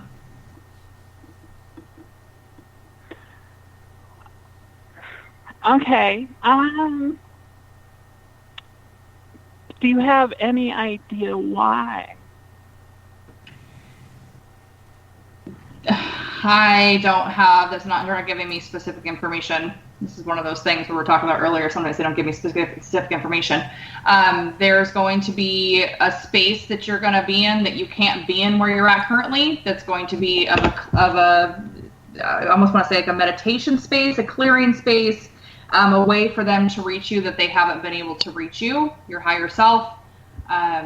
Your guides they can't reach you where you're at currently, and the information that you're needing to move forward is not going to be found and can't be in the environment that you're in. You're going to have to take yourself out of this comfort zone to get to this place that you're being called to go to be able to get the information that's needed next, and they're not going to give that to me. It's something for you to find out. Yeah, okay. No, I see. It's the place you're actually talking about is we called it the Sunny Valley, and it's inside a hidden valley on Shadow Mountain, and it has a little open spot where you can sit on a stump and meditate. It's actually really nice. Yeah, so I just pictured you in a clearing, almost like, not like a clearing as in like the deserts, but like a clearing, like a place for you to sit, and it does feel like a meditative thing that's going to happen with you in meditation there, that they're going to be able to reach you, and they can't do it where you're at. You're going to have to get there. And so if that means that you got to start asking them, show me the people, situations that are going to give me the money to get there, I understand that. But you guys may not need money, but I sure the hell do. So you got to figure it out and bring me a way to make some money. And again, if that's you literally panhandling on social media, so be it. Like it's important. It needs to happen. There needs to be. It needs to happen, but I cannot ask for a handout. That's just, then that's your choice. I don't ever want to rely on anyone for financial means. And I understand that, but it's one of the reasons why you are still in lack. That's one of the reasons why you have abundance issues, because you do not allow people to help you. You have to reach out. You have to do that, because if somebody were to reach out to you and you had it, you would give it to them, and you have. Mm-hmm. You've got to do this. You've got to realize that we are all connected. We are all one. You're reaching out to another person because you're reaching out to yourself. That's it. You're not coming to people asking them to buy you a purse or to help you get on a vacation. This is a literal spiritual journey that you're on. It's important. Nothing should matter but getting there. I'm telling you, it's really important that you get there. I feel like it's urgency to tell you that you get there. That you need to be even if you have to say, you all know me, I hate asking for a handout, but you also all know how connected I am to Source and the things I've been through, and I am asking for people to help me. I need, $1, $2, I don't even care what it is. I need some help to get to this place that I'm in, that I need to be in, and start asking. That's funny. Well, I mean, come on. I have to break my own pride. Is what you do. You do, honey. You have to. And the thing is, it's not like you're going to have to continue to break your own pride for years or anything. It's just a matter of you doing it, and then things are going to shift for you. But it's one of the reasons why you're in lack, because you, on some level, don't think that you are deserving of asking for help. And when somebody doesn't give it to you, it makes you feel twice as crappy on the inside, because you think those things about yourself. It's just confirming for you what you already believe, and you have to get to a place where you're like, I don't care what people think of me. I have literally source energy. Energy telling me that I have to get somewhere. Nothing else, no human matters to me at this point. I have to get there, period. I matter. I'm important. My journey matters. This is my 7th time being here, and I don't want to be here an 8th time. So I'm done. Somebody give me some damn money to get the hell out of here. Well, I appreciate your input. Thank you very much. You are very welcome, honey. Thanks for calling in, Kat. Appreciate you. You all have a wonderful night. You too. Beautiful.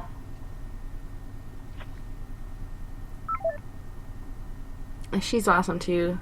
I love my paranormal family. These guys rock. Dude, they're just all so open and just, oh my god, I love them. Me too. It's really fabulous. We have another caller here from area code 602. Who are we talking to? Hello, guys. Warren from Phoenix.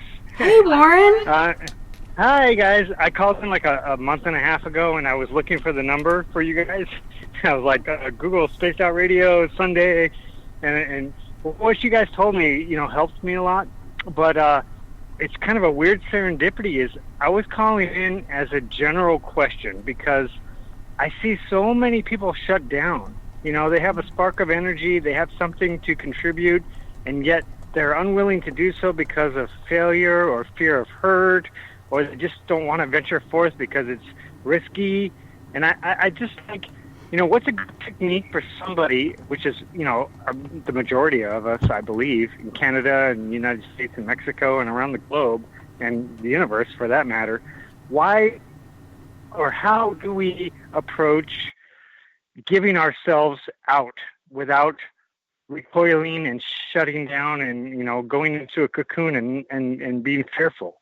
I mean, what's a good technique or a methodology? That would help. It's a practice. It's not something you just get because you decide you don't want to be there. That you don't want to be where you're at, right? You don't just do it and go, I don't want to be here anymore, so I'm just going to be different tomorrow. It doesn't work that way. You have to really, again, give yourself the love you never received. Some people's idea of love that they've been given is pain. The only attention they got was being abused emotionally or physically, and then that repeated over and over again through partners. So now their idea of love that feels good to them is now pain, and they have to literally create new pathways in their brain. They have to create that. That's not something that happens overnight. So it's literally it starts with a thought. And the moment you start to recognize, take the time to really be a witness to your thoughts. Don't judge them. Don't go, damn it, there I go again thinking that thought. No, it's just a matter of changing your thoughts and having compassion for yourself and learning to really love and accept yourself. And when you can do those things and then implement thoughts and affirmations on top of that, that's when your life starts to shift. That's when you start to see things differently. Yes. I agree. Really go ahead. Well, I was just going to say, what makes it so difficult is I've seen, the extreme polars of every example. People who've been beaten down and given up or strived and thrived because of it. And then also those who have been given love and support and refuted it and rejected it and fallen apart, in spite of it. So I'm just wondering, how do you clarify and, through the fog and get grounded and get focused and say, if you have these proper thoughts, which is what we're focusing on, how do you get rid of all the extraneous things that distract you or steal your energy? You don't. 'Cause that's what really. You don't. That's part of the human experience. That stuff's always going to be there. It's more about learning to be kind of like, I always picture it like you have something that's like a bulletproof vest on, and it starts to hit you, and it's like bing, bing, and just like it ricochets off of you, right? It's a matter of seeing that, recognizing it, and not taking personal inventory of it, not having it affect you, and saying and deciding, we all have this filter from our own perspectives, and deciding that when something comes at you, you decide if that's something that's going to ruin your day, make your day better, how you're going to approach it, what way you can. It's a thought process. You have to start thinking instead of reacting with your emotions, so to speak. It's just kind of like what, who was that lovely lady I was talking to that I love her energy? What's her name? Yvonne? Yvonne was talking about being in control of your emotions. It's a practice. It's meditation. It's changing your brain. It's doing the opposite of what you've been doing, and deciding, for a lot of people, you're going to take the next year or the next 6 to 9 months, and you're going to do nothing but build a new pathway in your brain and realize that it's like a job. It's an actual spiritual assignment that's been given to you to learn to love and accept yourself and have compassion for yourself so much that when somebody says something to you or you get distracted like you're talking about, that you not only have compassion for yourself if you can't be on point for that day or the next 2 days, but that most of the times it doesn't even affect you, that you're able to have a different reaction because you've worked so hard. It's no different than going on to a new job and being like, I don't even know how am I going to do that? How am I going to do that? How am I going to do that what that person's doing? Right? But you learn. And so it's not about having the answers, so to speak. It's again about just showing up. It's about having the conversation with your higher self, God, source, the alien, whatever it is that you believe in, and saying, please help me to get me on my path to understanding this about myself. Bring me people, situations, and bring me the answers to get myself focused on this area, the one area you want me to start at. It's not being able to look at the whole picture. It's just about saying, I'm ready to show up for myself and start this process of retraining my brain. So essentially, a recalibration regardless in the now. Yes, getting present, beautiful. Yes, getting into the now. The things that maybe again, I would say the very first place to start is to tell yourself for the next 3 days, you're going to just be a witness to the things that you think about, how you react to something. You're going to journal it. When you notice repeating thoughts coming up, you're going to write those down. I seem to say this a lot when somebody says this. I seem to have this thought when somebody says this. And don't be mad at yourself. Don't judge yourself. Just be like, oh, it's interesting. Say that's interesting to everything. That's interesting. That's interesting that I think that. Have that mentality and go through a 3-day process where you just are a witness to how you respond emotionally and with thoughts and with your actions to things that are being thrown at you. I concur and agree wholeheartedly. And I think the magic happens when it's repeated over and over and often, that people, the more you talk and are on air and communicating with others, that they, it sinks in. Yeah. Because, you hear a truism and, it just kind of goes outside of your head. But if you hear it over and over, then it becomes reality to you. Yes, and that's what I'm saying. That's no different than anything else in your life, with your financial issues, with your love life, with your illnesses. It's the things you do over and over and over and over again. What's not working? What have you been doing? Like the words of Dr. Phil. How's that working for you? Most people, it's not. So No. that's when, again, we go right back to the beginning of what I said at this very beginning of this whole conversation, which is everything is your fault. Once you realize you have the power to change it, if you don't, then you are screwing yourself. Yeah, true. Very exactly. I always thought of gratification or gratitude is a verb, right? It's like something you move on. Yes. You don't just observe. You should post that. Gratitude is a verb, and put it as a post. Who agrees with me that gratitude's a verb? I think that's a beautiful thing to post on Facebook. Or I'm going to show how grateful I am because of the opportunities, and they're different every day. Doors close and open. Here's your example. How many people, or the post could even be, how would you say that gratitude's a verb? How are you making gratitude a verb?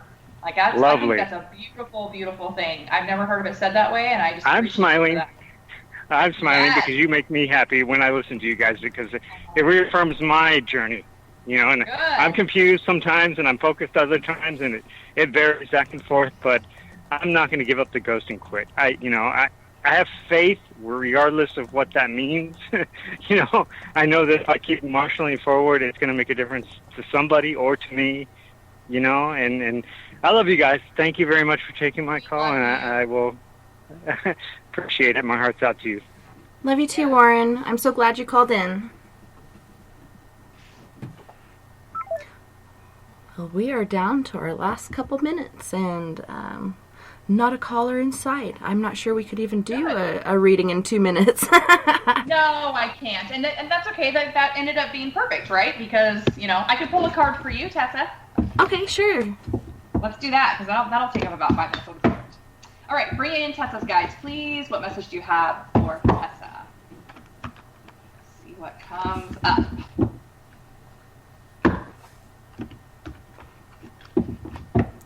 Come on, guys. Give me something good.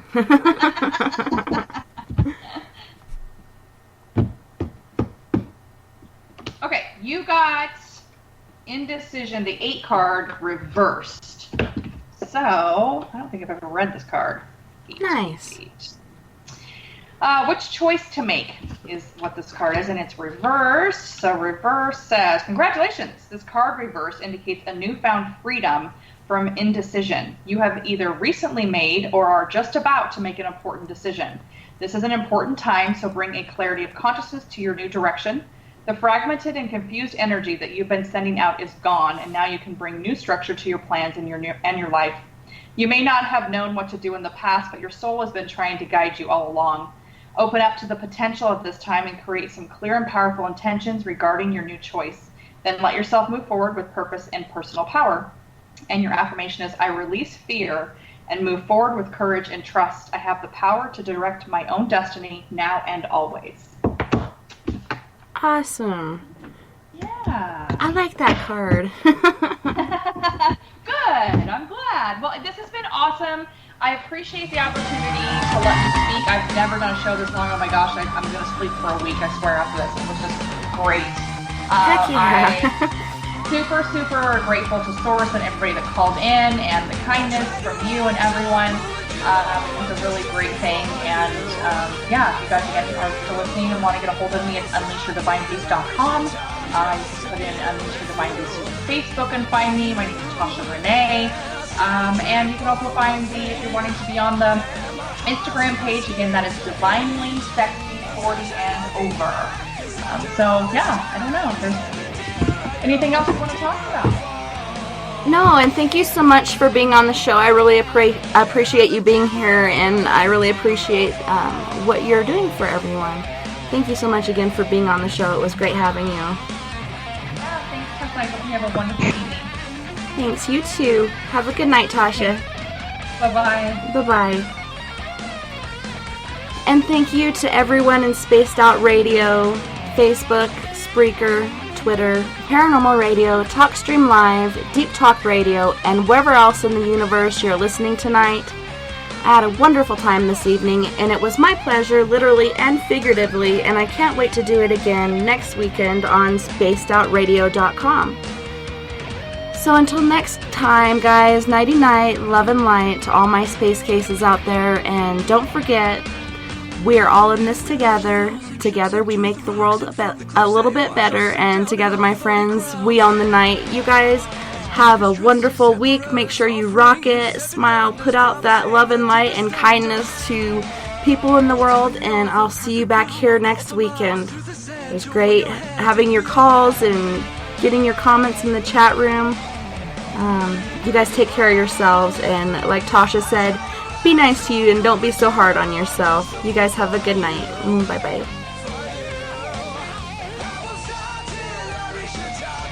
Just